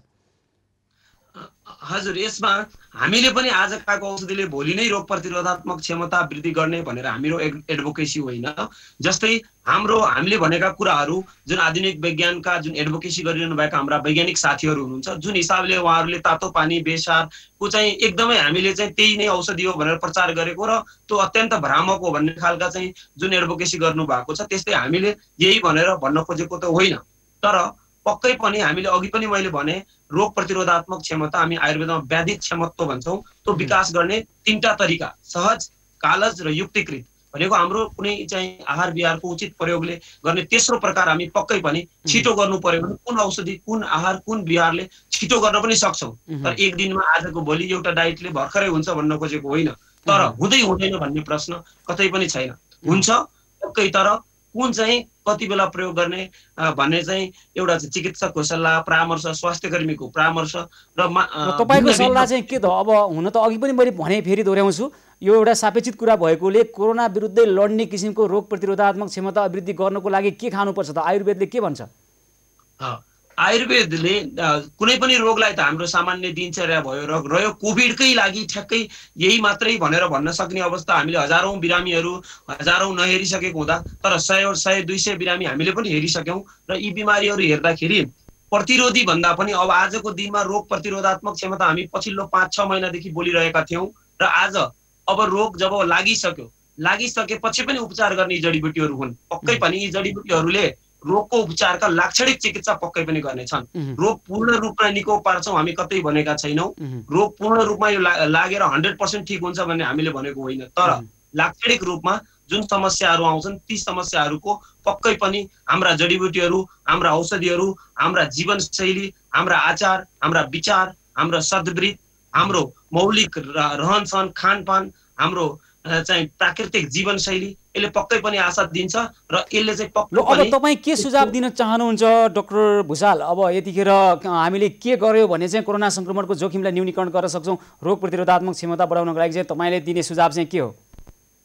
रोग प्रतिरोधात्मक क्षमता जुन छ त्यसलाई संरक्षण गरौँ। वृद्धि गर्ने एउटा पाटो एक दिनमा हुँदैन, हामी पनि मान्छौँ, तर हामीसँग भएको पहिलेदेखि सहज र कालज रोग प्रतिरोधात्मक क्षमतालाई संरक्षण गरौँ। त्यसको लागि ह्रास हुने तरिकाहरू छन्। डर, चिन्ता, भय, शोक र मदिरा सेवन, गलत आहार विहार, यी सबै चाहिँ दिवा सोपन, दिउँसोमा सुत्ने, यी सबै कारणहरूले रोग प्रतिरोधात्मक क्षमता घट्छ। त्यसलाई जुन हामीसँग भएको रोग प्रतिरोधात्मक क्षमता छ त्यसलाई संरक्षण गरौँ र उचित आहार, दैनिक दिनचर्या, घरमा भएका भान्सा हाम्रो मिनी फार्मेसी हो, भान्सामा भएका मसलाहरूको उचित सदुपयोग गरौँ। आयुर्वेदिक जडीबुटीहरू जुन करेसाबारी घर वरिपरि पाइने प्रशस्त मात्राका रसायन जडीबुटीहरू, अमला भयो, अश्वगन्धा, गुर्जो भयो, विभिन्न जडीबुटीहरूको सही प्रयोग गरौँ। तर लाक्षणिक रूपमै कोभिड-19 देखिसकेपछि, लक्षण भइसकेको अवस्थामा चाहिँ चिकित्सक, स्वास्थ्यकर्मीको सल्लाह अनुसार आयुर्वेदिक औषधिको उपयोग गरौँ। आफै आयुर्वेदिक औषधिको धेरै उपयोग गर्दा कहिलेकाहीँ चाहिँ त्यो आयुर्वेदिक औषधिले फेरि कोभिडका लक्षण भएको बेलामा पनि प्रयोग गरिने औषधिको चाहिँ गलत प्रयोग गर्दा कुनै चाहिँ चिकित्सकलाई चाहिँ त्यो राइट ट्रिटमेन्टमा चाहिँ अप्ठ्यारो पर्न सक्छ। त्यसले गर्दा जडीबुटीहरूको सदुपयोग तरिकाले उपयोग प्रशस्त गर्न सकिन्छ, तर औषधिहरूको उपयोग गर्दा कुनै पनि स्वास्थ्यकर्मी, आयुर्वेदको चिकित्सक या विशेषज्ञहरूबाट चाहिँ सल्लाह लिएर त्यसलाई उपयोग गरौँ। तर हजुर, यो भन्दा हामीले चाहिँ 100% भन्न खोजेको त होइन, तर हुँदै हुँदैन भन्ने कतै होइन। किन भन्दा हामी पनि बिरामी हेऱ्यौँ, हामी पनि आयुर्वेदिक औषधिबाट लाक्षणिक चिकित्सा गऱ्यौँ हो। अब जुन लक्षणहरू बिग्रिँदै गएर विभिन्न चाहिँ अवस्थाहरू बिग्रिँदै गएको केसमा आयुर्वेदिक औषधिले भ्याउँछ भ्याउँदैन भन्ने कुरा हामी पनि त्यसलाई भ्याउँछ, सबै चाहिँ सिभियर केसेसलाई हामी ट्रिटमेन्ट गरिसक्छौँ भनेको होइन, तर सामान्य अवस्थाहरूमा चाहिँ धेरै लाक्षणिक चिकित्सामा आयुर्वेद औषधिले गर्छ। र यो बेसार पानी भनिरहेको यसमा चाहिँ मलाई बोल्नु के छ भन्दा, बेसार पानीले एक दिनमा रोग प्रतिरोधात्मक क्षमता बढाउँदैन, तर बेसार विषग्न हो, विषको चाहिँ नाश गर्ने गुण भएको बेसारमा आयुर्वेदमा बढी छ, र बेसार कृमिग्न हो, कीटाणुनाशक पनि हो। त्यसले गर्दा बेसार खाँदा एउटा केही हदसम्म औषधिको पनि काम गर्छ। यसले त्यो निको पार्ने औषधि भन्न खोजेको होइन। जस्तै ज्वरो आउँदा प्यारासिटामोलले कोभिडको ज्वरो निको पार्ने होइन, तर ज्वरो त कम गर्छ नि। त्यस्तै बेसारले केही हदसम्म फाइदा पक्कै गर्छ। बेसार मात्रै होइन, दालचिनी, भरपुर औषधिहरू, असुरो, कुनै पनि लाक्षणिक औषधिहरू जुन हामी सदियौँदेखि प्रयोग गरिरहेका छौँ, किन नहोस्, तिनीहरूको सदुपयोग गरौँ। हुन्छ डाक्टर निर्मल भुषाल, यहाँलाई हामी धेरै धन्यवाद र आभार व्यक्त गर्न चाहन्छौँ। हस्, धेरै धन्यवाद छ यहाँलाई। उहाँ हुनुहुन्थ्यो राष्ट्रिय आयुर्वेद अनुसन्धान तथा तालिम केन्द्र कीर्तिपुरका प्रमुख तालिम अधिकृत डाक्टर निर्मल भुषाल। यतिखेर कोरोना संक्रमणको जोखिमलाई न्यूनीकरण गर्नका निमित्त रोग प्रतिरोधात्मक क्षमता वृद्धि गर्नका निमित्त आयुर्वेद र हाम्रै घर र भान्सामा भएका थुप्रै खानेकुराहरू खान सकिन्छ भन्ने कुरा उहाँले गरिरहनु भएको छ। यसबारेमा हामी थप पनि पछि बुझ्नेछौँ र यो विषयलाई हामी थप रूपमा गम्भीर रूपमा पनि उठाउनेछौँ। र यतिखेर अब हामी जान चाहिरहेका छौँ बाँकेको नेपालगञ्जको भेरी अस्पतालमा सांसद र मेयरको टकरावका कारणले त्यहाँ भेन्टिलेटर किन्नको लागि गएको 1.5 करोड रकम फ्रिज भएको खबर हामीलाई आएको छ। बाँके 2 का सांसद मोहम्मद इस्तियाक राई र नेपालगञ्ज उपमहानगरपालिकाका नगर प्रमुख डाक्टर धवल शमशेर राणाको टकरावले 1.5 करोड रुपियाँ फ्रिज भएको पाइएको कुरो आएको छ। यसबारेमा हामी के भएको हो उहाँहरूलाई नै सोधेर कुराकानी गर्ने प्रयास गरिरहेका छौँ। बाँके क्षेत्र नम्बर 2 का सांसद सङ्घीय संसदमा प्रतिनिधित्व गर्नुहुने मोहम्मद इस्तियाक राईसँग हामी कुराकानी गर्छौँ र सँगै हामी नेपालगञ्ज उपमहानगरपालिकाका नगर प्रमुख डाक्टर धवल शमशेर राणासँग पनि कुराकानी गर्छौँ। र पहिला हामी इस्तियाक राईसँग कुराकानी गरौँ। कृपया उहाँसँग टेलिफोन सम्पर्क हामी गर्ने प्रयास गरिरहेका छौँ। उहाँसँग कुराकानी गरौँ र त्यसपछि हामी डाक्टर धवल शमशेर राणासँग पनि कुराकानी गर्छौँ। र दर्शकमित्र, यतिखेर अब कोरोना भाइरस विरुद्धको खोप कहिले आउँछ भन्ने चिन्ता पनि छ र यसभन्दा अगाडि तेस्रो चरणको खोपको परीक्षण नेपालमा गर्ने भन्ने कुराहरू आइरहेको थियो। यो अवस्था कहाँ पुगेको छ, के हो वास्तविकता? हामी नेपाल स्वास्थ्य अनुसन्धान परिषदका सदस्य सचिव डाक्टर प्रदीप ग्वालीसँग जोडेर कुराकानी गर्छौँ। त्यसै गरी अस्पताल डुलाउँदै ज्यान गयो बिरामीको यो काहीँ होइन, जहाँ चितवन जसलाई हामी मेडिकल सिटीको उपनामले पनि चिन्ने गरेका छौँ पछिल्लो समय, त्यहाँ नै यो परिस्थिति किन आयो यसका बारेमा हामी कुराकानी गर्छौँ। चितवनका प्रमुख जिल्ला अधिकारी नारायण प्रसाद भट्टराईसँग पनि कुराकानी गर्छौँ। यतिखेर मोहम्मद इस्तियाक राई प्रत्यक्ष सम्पर्कमा आउनुभएको छ। हजुर नमस्कार, कार्यक्रममा स्वागत छ यहाँलाई। धन्यवाद। अनि तपाईँ सांसद बाँके क्षेत्र नम्बर 2 का सांसद मोहम्मद इस्तियाक राई र नेपालगञ्जका उपमहानगरपालिकाका मेयर डाक्टर धवल शमशेर राणाको टकरावले 1.5 करोड रुपियाँ फ्रिज भएछ, जुन चाहिँ भेन्टिलेटर किन्नको लागि त्यहाँ जाने कुरा थियो भेरी अस्पतालमा। हेर्नुहोस् त, मानिस अहिले भेन्टिलेटर नपाएको अवस्था छ, कोरोना सङ्क्रमणको यस्तो जोखिम छ। अनि यो के गर्नुभएको यहाँहरूले? तपाईँको हेडिङ नै गलत भयो, 2 जनाको टक्राउ भनेर चाहिँ। सही चाहिँ के हो त? संघीय मामला तथा सामान्य प्रशासन मन्त्रालयले नेपाल सरकार मन्त्री परिषद 77 असाढ 2 गते एउटा निर्णय गर्यो कि कोभिड-19 का कारण सांसद विकास कोष जुन स्थानीय साझेदारी पूर्वाधार विकास कार्यक्रम अन्तर्गत सञ्चालित रकमहरू, किनकि हामीले खर्च गर्ने होइन स्थानीय तहले हो, मैले 5.5 करोड रुपियाँ नेपालगञ्ज नगरपालिकाले विनियोजन गरेका थिए। विभिन्न कार्यक्रमहरूमा दमकलका लागि खरिद गर्न, फोहोर व्यवस्थापनको लागि, स्कुलका लागि र 50 लाख डुडवा गाउँपालिका मेरो निर्वाचन क्षेत्रमा पर्छ। र उसले के परिपत्र गर्यो भने बुन्दा नम्बर 1 मा प्रमुख प्रशासकीय अधिकृतहरूले आफ्नो गाउँपालिकामा र नगरपालिकामा विनियोजन भएको रकम के कति खर्च भयो भएन भन्ने चाहिँ त्यसको यकिन गरेर जिल्ला समितिका संयोजक यानी मलाई र जिल्ला समन्वय समितिलाई जानकारी गराउने भनेर त्यसमा परिपत्र थियो। असाढ 2 गतेको निर्णय 7 गतेबाट परिपत्र भयो, संघीय मामला मन्त्रालयले गर्यो सबै नगरपालिकालाई र तपाईँको राजपत्रमा 8 गते त्यो चाहिँ राजपत्रमा प्रकाशन भयो। तर नेपालगञ्ज उपमहानगरपालिकाले मलाई कुनै जानकारी प्राप्त गराएन कति खर्च भयो भएन भनेर। डुडवा गाउँपालिकाले 10 गते मलाई चाहिँ 15 गतेसम्म टाइम थियो, 10 गते उसले 50 लाख रुपियाँ मैले कुनै ठेक्का प्रक्रियामा नगएको कारणले कोभिड-19 का कारण खर्च हुन सकेको छैन भनेर जानकारी गरायो।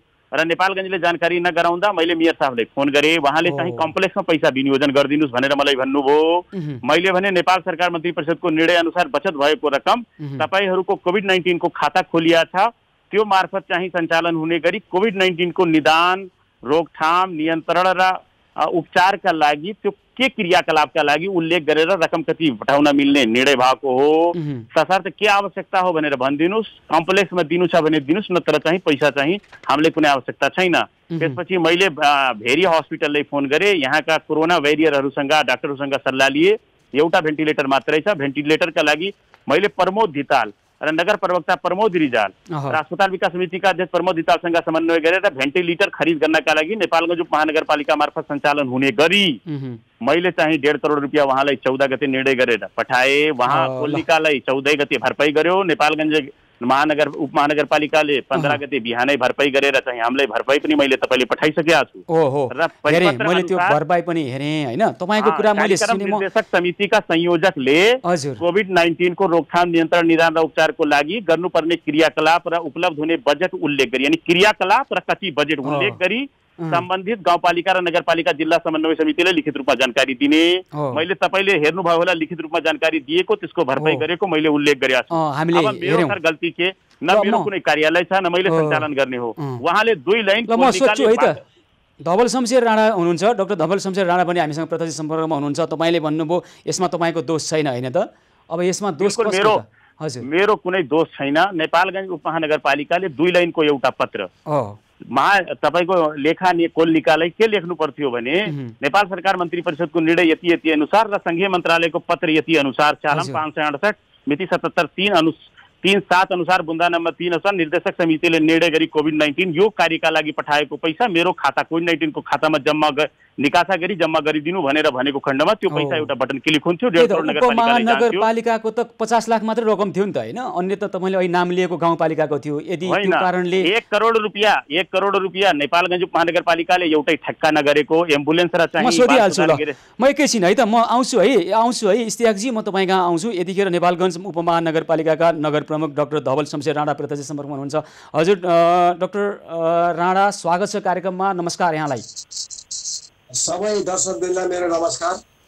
अब यो के भएको त यहाँ खबरहरू के आइरहेको छ अहिले भने विशेष गरी बाँके 2 का सांसद मोहम्मद इस्तियाक राई र तपाईँको टकरावका कारणले गर्दा भेरी अस्पतालका लागि भेन्टिलेटर खरिद गर्न लागि छुट्याएको रकम फ्रिज भयो भन्ने कुरो आइरहेको छ। मोहम्मद इस्तियाक राई अब मेरो दोष छैन, नेपालगञ्ज उपमहानगरपालिकाले 2 लाइनको कोष तथा लेखा नियन्त्रणलाई लेखेर पठाइदिए भए रकम आउँथ्यो भनिरहनु भएको छ उहाँ। तर तपाईँहरूको समन्वयको अभावले र टकरावका कारणले समस्या आयो भन्ने कुरो आइरहेछ।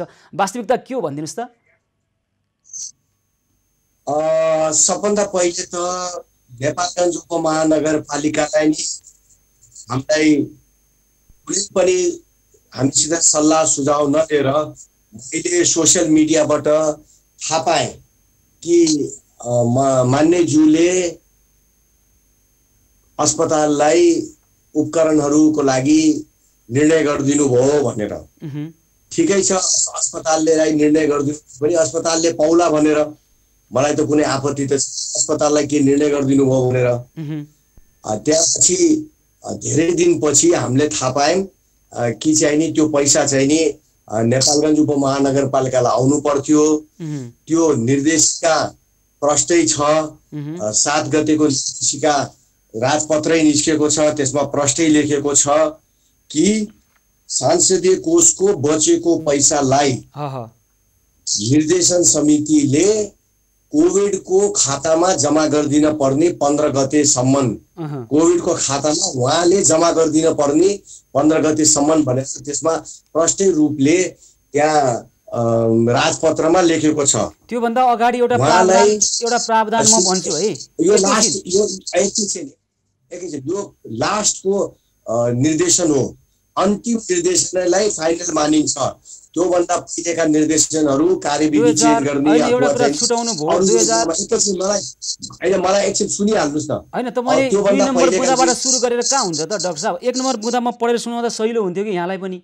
म अलिकति सहजीकरण गर्ने हो है। 2077 असार 7 गते जुन आएको छ स्थानीय पूर्वाधार विकास साझेदारी कार्यक्रम सञ्चालन कार्यविधि नियमावलीको तेस्रो संशोधन सम्बन्धमा त्यसको 1 नम्बरमा के भनिएको छ स्पष्ट भने प्रमुख प्रशासकीय अधिकृतले कार्यक्रम अन्तर्गत आफ्नो गाउँपालिका तथा नगरपालिकामा विनियोजन भएको रकम मध्ये बचत हुने रकम यकिन गरी कार्यक्रम निर्देशक समितिका संयोजक भनेको त्यहाँ मोहम्मद इस्तियाक राई नै हुनुहुन्छ, त्यहाँ सांसद हुन्छ हैन, र जिल्ला समन्वय समितिलाई जानकारी गराउने भनेको छ।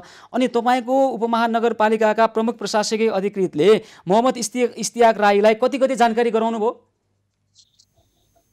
सुन्नुस्, यो पैसा हामीका भएको एम्बुलेन्सको पैसा मात्रै हो। यो एम्बुलेन्सको र एउटा बिल्डिङ नबनेको पैसा हो। त्यो सबैलाई थाहा छ, हामीले जानकारी गराउनु पर्दैन। उहाँका यहाँ वार्ड अध्यक्षहरू पनि यही हुनुहुन्छ, सबैलाई थाहा छ कि यो एम्बुलेन्स एकैछिन यो प्रावधान पढेर सुनाएको तपाईले गर्ने नगर्ने जानकारी भन्ने नभन् यो प्रावधान अन्तर्गत काम किन भएन? यो मलाई यो कारबाही यो प्रावधान अन्तर्गत कारबाही किन भएन मलाई यसमा विषयमा थाहा छैन। तर मलाई यति थाहा छ कि मान्यज्यूले त्यो पैसालाई कोभिडको खातामा हालिदिनु भए त्यो पैसा हामी कहाँ आउँथ्यो र त्यहाँपछि सल्लाह गरेर जे किन्दा पनि हुन्थ्यो। मान्यज्यूलाई सोधिहाल्छु, निकै राम्रो कुरा गर्नुभयो क्या, तपाईँले निकै राम्रो कुरा गर्नुभएको छ। मान्यज्यूलाई सोधिहाल्छु है। मान्यज्यू हजुर तपाईले सिधै कोभिडको खातामा नहालेका कारण फ्रिज भयो रकम भन्नु भएको छ डाक्टर राणा। र अर्को चाहिँ तपाईले जसरी निर्णय गरेर पठाउनु भयो त्यहाँ भेरी अस्पतालमा त्यो खरिद गर्ने भनेर कहाँको अधिकार प्रयोग गरेर सांसदज्यूले योजना र बजेट पठाउनु भयो भन्ने उहाँले भनिरहनु भएको छ। सर 3 नम्बर बुन्दामा तपाईँ हेर्नुहुन्छ भने म पढेरै सुनाउँछु। कार्यक्रम निर्देशक समितिका संयोजकले यानी मैले निर्देशक समितिका अन्य सदस्य छैन, तपाईँ जिल्ला समन्वय समितिको पत्रमा हेर्न सक्नुहुन्छ। कसैले निवेदन नदिएर सदस्य सचिव मात्रै भएकोले कोभिड-19 को रोकथाम, कामा नियन्त्रण, कामा निदान र उपचारका लागि गर्नुपर्ने क्रियाकलाप क्रियाकलाप के हो त्यो त तोक्नै पर्ने हो नि। र उपलब्ध हुने बजेट उल्लेख गरी सम्बन्धित गाउँपालिका तथा नगरपालिका र जिल्ला समन्वय समितिलाई लिखित रूपमा जानकारी दिने। 14 गते गर्नुभयो नि हैन, निकै ढिलो गर्नुभयो नि हैन। एकदम बिल्कुल सर, सुन्नु म भन्दैछु। 1 नम्बर बुन्दा अनुसार उहाँले जानकारी गराउनु भएन। उहाँको नियत परस्ट देखियो। के देखियो भने उहाँले कति पैसा बच्यो भने योले निर्णय गर्न नपाओस् भनेर मलाई जानकारी गराउनु भएन। मैले आफै फोन गरेर त्यहाँका लेखापाललाई र उसलाई कुन ठेक्का भएको छैन भने एउटा ठेक्का नभएको र एउटा चाहिँ ठेक्का भई सम्झौता नभएको 1 करोड छ नगरपालिकासँग। तपाईले एउटा पत्र मैले दिएको छु, जिल्ला समन्वय समिति कार्यालयको पत्र दिएको छु। त्यसको खा नम्बरमा चाहिँ उहाँले तलाको बुन्दा हेर्नुहुन्छ भने उहाँले 15 गतेसम्म कुनै जानकारी दिनु भएन। बुन्दा नम्बर 1 अनुसार जानकारी दिनुपर्ने डुडवा गाउँपालिकाले दियो तर उहाँले दिनु भएन। अनि उहाँलाई यो कुरा तपाईले सोधिदिनुस्। यो भन्दा पहिला उहाँलाई मैले तोकेरै बाकायदा यसमा त क्रियाकलाप भनेर बाकायदा माइन्डेड उहाँको सम्पर्क मन्त्रालय हो सर। 3 नम्बर बुन्दामा क्रियाकलाप हैन। ठिक छ ल, यो क्रियाकलाप तपाईले भन्नुभयो तर तपाईले सिधै कोभिड-19 को खातामा यो रकम हाल्दिएको भए हुन्थ्यो भन्ने उहाँको आग्रह छ। तपाई तलाको लाइन त हेर्नुस्।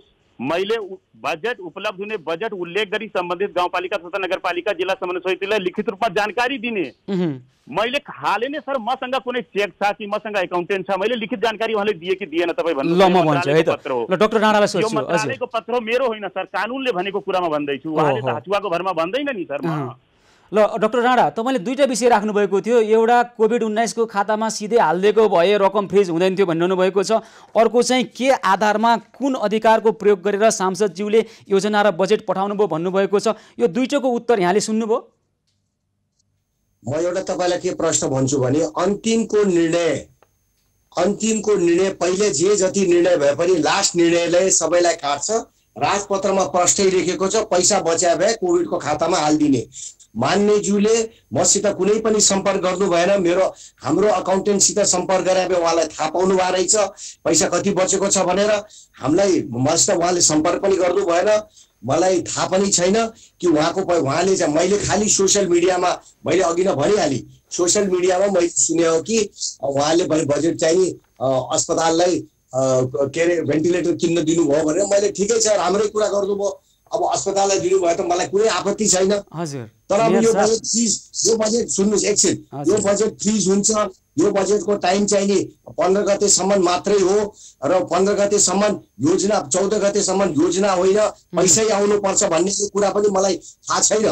तर पछि सबै कलाएर हेर्दाखेरि उहाँले गर्नुपर्ने के थियो भने पैसै हालिदिनु पर्ने थियो। उहाँ त भनिरहनु भएको छ थोरै उहाँसँग चेक हुन्छ र पैसा हाल्ने भनिरहनु भएको छ। लास्ट डेमा योजना दिएर योजना कार्यान्वयन पनि हुन सकिँदैन। तर यो कुरा बसेर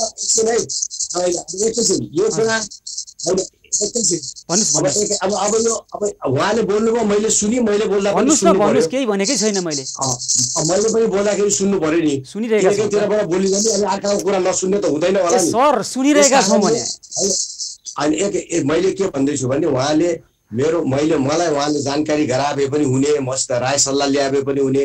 हाम्रो अकाउन्टेन्टले उहाँले अकाउन्टेन्टसित सोधेकै रहेछ, थाहै नै रहेछ उहाँलाई बजेट फ्रिज हुन लाग्छ। उहाँको मानिसहरूलाई मैले 1-2 महिना पहिले नि उहाँको बोर्डमा भएको पार्टीको मान्छेलाई मैले यो पैसा बचिरहेछ रोड बनाउने हो कि के गर्ने हो कि उहाँसित सल्लाह गर्नुहोस् भनेर मैले चाहिँ नि उहाँकै बोर्डको सदस्यज्यूलाई भनेकै हो 1.5 महिना 2 महिना पछि पहिले। अब यो लास्ट डेसम्म पुरेर उहाँले त्यो काम गरेको भने यो बजेट फ्रिज भएको हो।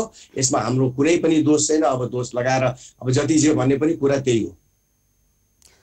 अब तपाईहरुको समन्वय नभएकै कुरो त हामी उठाइरहेका छौं। तपाईहरुले प्रमाणित गर्नुभयो। तपाईसँग टेलिफोन थियो होला इस्तियाक राईको, मोहम्मद इस्तियाक राईको, तपाईले सिधै सोध्नुहुन्थ्यो हैन। भेरी अस्पतालको अहिले समस्या छ, मात्र यहाँ देशकै कुरो छ। त्यहाँका जनता तपाईहरुको समन्वयको अभावका कारणले, तपाईहरुका टकरावको कारणले गर्दा अनि त्यसको चाहिँ मार चाहिँ जनताले खेप्नु पर्ने मिल्छ यस्तो कुरो भन्नुस् त मेयर साहब? म यही प्रश्न हाम्रो मान्यज्यूलाई नै सोध्छु, मिल्छ यस्तो भन्नुस् त मलाई?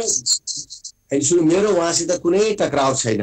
तपाईँ पार्टीको सबै मान्छेलाई भन्न भ्याउने, मोहम्मद इस्तियाक राईले सिधै तपाईकै क्षेत्रका सांसदलाई तपाईले फोन गर्न नसक्ने अनि तपाईहरुको असमन्वयको अभावका कारणले भेरी अस्पतालमा आइसकेको पैसा रकम फ्रिज भएर भेन्टिलेटर किन्न नपाउने अनि त्यहाँको जनता त्योबाट वञ्चित हुने कुरो मिल्दछ मेयर साहब? मलाई भन्नुस् त। एकैछिन, मेरो सबभन्दा पहिले तपाईलाई यो गलतफहमी हुनुहुन्न। मेरो कुनै पनि टकराव छैन। उहाँको बजेटहरूलाई कार्यान्वयन गर्नको लागि 12 बजे 1-1 बजे रातिसम्म हामीले मान्छेलाई हराएर कार्यान्वयन गरेको छौँ। हामीले कुनै पनि बजेट फ्रिज गराउने हामीले अहिलेसम्म गरेका छैनौँ। र यो उहाँको बजेटको कुरामा उहाँले पनि ध्यान दिनु पर्यो कि मेरो बजेट कहाँसम्म पुग्यो, के भयो। अब यसो गरौँ, समय अभाव छ, अब यसो गरौँ, अब चन्दा उठाएर भने पनि भेन्टिलेटर किनौँ मेयर साहब। हामी चन्दा उठाउँ है। अब फ्रिज भयो, रकम त बजेट फ्रिज भयो, अब चन्दा उठाएर नि भेन्टिलेटर त चाहियो नि। त्यसो गरौँ मेयर साहब? अब हजुर के भन्नुभयो तपाईले? चन्दा उठाएर पनि भेन्टिलेटर त किन्नु पर्यो नि त, र त्यहाँ बजेटको फ्रिज भयो त। भेन्टिलेटर किन्ने चिज त किन्ने नि हो, त्यो अब त्यो सबै गरौँला।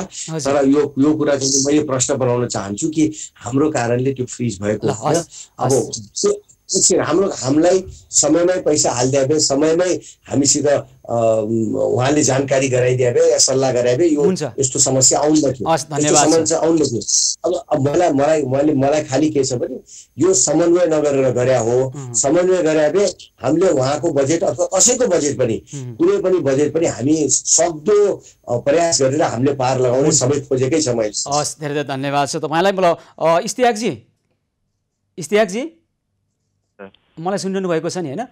म सुनिरहेको। अब उहाँको कुरा सुन्यौँ हामीले। तपाईँलाई आरोप लगाइरहनु भएको छ, तपाईँ उहाँको कारणले भन्नु भएको छ। अब यो झगडातर्फ धेरै नजाउँ। अब चाहिँ त्यहाँ के गरौँ भने एउटा प्रश्न बाँकी नै छन् मेरो। तपाईँहरूको समन्वयको अभावका कारणले गर्दाखेरि त्यहाँ आएको रकम बजेट अहिले हेर्नुहोस् है फ्रिज भएको छ। सुशील सर प्लिज सर, म तपाईँले एउटा सानो रिक्वेस्ट, 1 नम्बर बुन्दा अनुसार उहाँले मलाई जानकारी गराउनु पर्ने, किनकि विनियोजन त मैले 5.5 करोड उहाँले गरेका थिएँ। कति बच्यो भनेर उहाँले जानकारी गराउनु भएन। उहाँलाई मैले कार्ड डिटेल छ मसँग फोनको, मैले फोन गरेँ, मेयर साहबले कम्प्लेक्स बनाउन पैसा तपाईँले बचेको पैसा हालिदिनुहोस्। मैले त्यो नेपाल सरकारले कोभिड-19 का लागि फ्रिज नहुने खातामा मात्रै चाहिँ सिफारिस गर्न सक्नुहुन्छ, तपाईँले त्यो परिपत्र पढिदिनुहोस् भनेर उहाँले त्यसो भएर चाहिँ उहाँको लागि कम्प्लेक्समा म दिन सक्दैन भनेपछि उहाँले जानकारी गराइदिनु भएन। तैपनि मैले बुन्दा नम्बर टेकेर आफ्नै व्यक्तिगत सूचना सङ्कलन गरेर 4 नम्बर बुन्दा अनुसार यति गर्दा पनि रकम त फ्रिज भइहाल्यो। अब इस्तियाकजी मेरो म त भन्छु गल्ती प्रमाणित सुशील सर होस्। म भर्खरको अहिले युवा हो, म राजनीतिक जीवनबाट सन्यास लिएर घरमा बस्न तयार रहेको छु। आरोप नलगाइयो सर, म दोहोरी खेलेको होइन। अब यसो गरौँ इस्तियाकजी, अब कसले जित्ने हार्नेतर्फ नजाउँ, त्यहाँ के भएको रहेछ हामी थप फलोअप गर्छौँ। यतिखेर चाहिँ रकम त त्यहाँ बजेट त फ्रिज भइहाल्यो। अब चन्दा उठाउने अभियान हामी सुरु गर्छौँ। भेन्टिलेटर त खरिद गर्ने पर्यो। अहिले भेरीमा मात्रै होइन, भेरी अस्पतालमा मात्रै होइन, अन्त पनि भेन्टिलेटरको आवश्यकता छ है। अब तपाईँहरूको के भयो त्यहाँ, कसले जित्ने कसले हार्नेतर्फ अब अहिले चाहिँ हामी जान चाहिरहेका छैनौँ। अहिले समस्या समाधान केन्द्रित हौँ। अब हामी चन्दा उठाउने अभियान सुरु गर्छौँ। 1.5 करोड फ्रिज भएको अनुसारकै 1.5 करोड उठाउँ, त्यहाँ भेन्टिलेटर किनौँ है इस्तियाकजी, हुन्छ? सर मैले सर चन्दा भन्दा मैले आफ्नो पैसा फेरि संसद कोषको दिन्छु भेन्टिलेटर किन्न। उहाँले खर्च गरिदिनुहुन्छ कि फ्रिज गरिदिनुहुन्छ? स्थानीयता त राजा भइसकेका छ अहिले, मैले खर्च गर्न पाउँदैन किनकि हाम्रो पैसा स्थानीयता मार्फत खर्च हुने हो। अब उहाँले चलाइदिएपछि खर्च हुने हो, चलाइ नदिएपछि खर्च हुँदैन सर। म त फेरि भेन्टिलेटरको लागि दिन्छु, उहाँले खर्च गरिदिनुहुन्छ कि उहाँले त मेरो कार्यपालिका मेम्बरले भनिदिनु भएको छ इस्तियाक राईको पैसा कम्प्लेक्स नबनुन्जेलसम्म म खर्च कार्यान्वयन गर्दिनँ अरे। त्यसो त गर्न मिलेन। यो इस्तियाक राईको मात्रै पैसा होइन, यो नेपाली जनताले तिरेको करबाट उठेको राजस्वबाट गएको पैसा हो र त्यहाँ नगरपालिकाको प्रमुखले यसो भन्न मिल्दैन। यसमा हामी थप बुझ्नेछौँ इस्तियाकजी, थप बुझ्नेछौँ र यो विषयलाई छाड्ने छैनौँ। यो विषयलाई थप फलोअप गरेर निर्क्युल र निष्कर्षमा पुर्याएरै छाड्नेछौँ। तपाईँलाई पनि धेरै धेरै धन्यवाद भन्न चाहन्छौँ अहिलेलाई है त।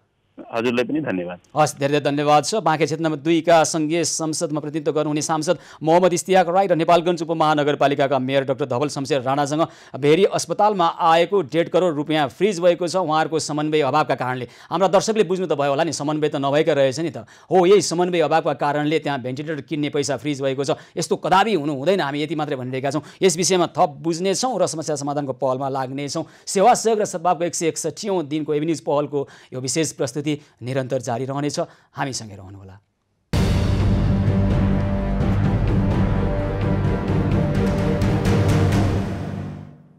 सेवा सहयोग र सद्भावको 161औं दिन एभिन्युज पहलको यो विशेष प्रस्तुतिमा पुनः स्वागत छ। आदरणीय दर्शकमित्र, यतिखेर हामी अब चितवनको भरतपुरतर्फ जान चाहन्छौँ। भरतपुरले उपनाम पाएको छ मेडिकल सिटी, अथवा त्यहाँ स्वास्थ्य उपचारको सुनिश्चितता छ। थुप्रै अस्पतालहरू छन्, अस्पतालको सहर भनिन्छ यसलाई। तर त्यही मेडिकल सिटीको उपनाम पाएको भरतपुरमा एकजना व्यक्तिलाई अस्पताल चाहर्दा रोई कराई गर्दा पनि उपचार नपाएका कारणले 5 घण्टासम्म अस्पताल चाहर्दै ज्यान गुमाउन बाध्य भएका छन् 54 वर्षीय होमबहादुर गुरुङ। किन यस्तो अवस्था आयो? मेडिकल सिटीमा यो अवस्था अन्त के होला? हामी यो बारेमा कुराकानी गर्ने प्रयास गरिरहेका छौँ चितवनका प्रमुख जिल्ला अधिकारी नारायण प्रसाद भट्टराईसँग। हजुर नारायणजी नमस्कार, कार्यक्रममा स्वागत छ यहाँलाई। नमस्कार, धन्यवाद। अब चितवनको भरतपुरलाई मेडिकल सिटी पनि भनिन्छ क्यारे, तर भरतपुरमै यस्ता खालका घटनाहरू के भइरहेको? अब अस्पताल दौडाउँदै कहीँ पनि त्यहाँ उपचार गर्न नमानेका कारणले गर्दाखेरि मान्छेको जाने परिस्थिति सिर्जना भइरहेको छ। नारायणजी, के भएको यो? धेरै नकारात्मक व्याख्या पनि नगरौँ होला। एकजना बिरामी बिहान दुःखद निधन भयो, पूर्वी नवलपरासीको बिरामी। उहाँ नयाँ मेडिकल कलेज भन्छौँ हामी, चितवन मेडिकल कलेजमा उपचार गर्दै उहाँको मृत्यु भएको हो। मलाई त्यहाँको डाक्टरले पहिलोचोटि जानकारी गराउनु भयो र पछि चाहिँ उहाँहरू मिडिया कन्फरेन्स गर्ने तयारीमा हुनुहुन्छ। परिवारका सदस्य हाम्रो यहाँ आइसियुमा उपचार गर्दै एकजनाको मृत्यु भएको छ भनेर भन्नुभएको थियो। परिवारका सदस्यले मलाई पहिला जानकारी गराउनु भएन। यद्यपि तपाईँलाई पुरै जानकारी आएको रहेनछ प्रमुख जिल्ला अधिकारीज्यू। त्योभन्दा अगाडि तपाईँ जुन अस्पतालमा उपचार गर्दै मृत्यु भएको भन्दा अगाडि धेरै अस्पताल चाहर्दा त्यो अस्पतालबाट पनि फेरि अगाडि अर्को अस्पताल गएर फेरि पछि आएको हो नि त।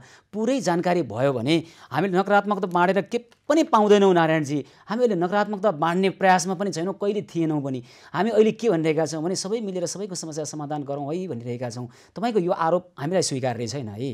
हामी नकारात्मक बाँड्न खोजिरहेका छैनौँ, हामीले चाहिँ सबै कुरा बुझेर यसलाई क्रस भेरिफाई गरेरै सोधिरहेका छौँ। नारायणजी, तपाईँहरूलाई म एउटा कुरा जानकारी गराउँ। भरतपुर मेडिकल सिटी हो, तर यही मेडिकल सिटी केही कारणले अहिले यहाँ चाहिँ कोभिड अत्यन्त फैलिरहेको छ।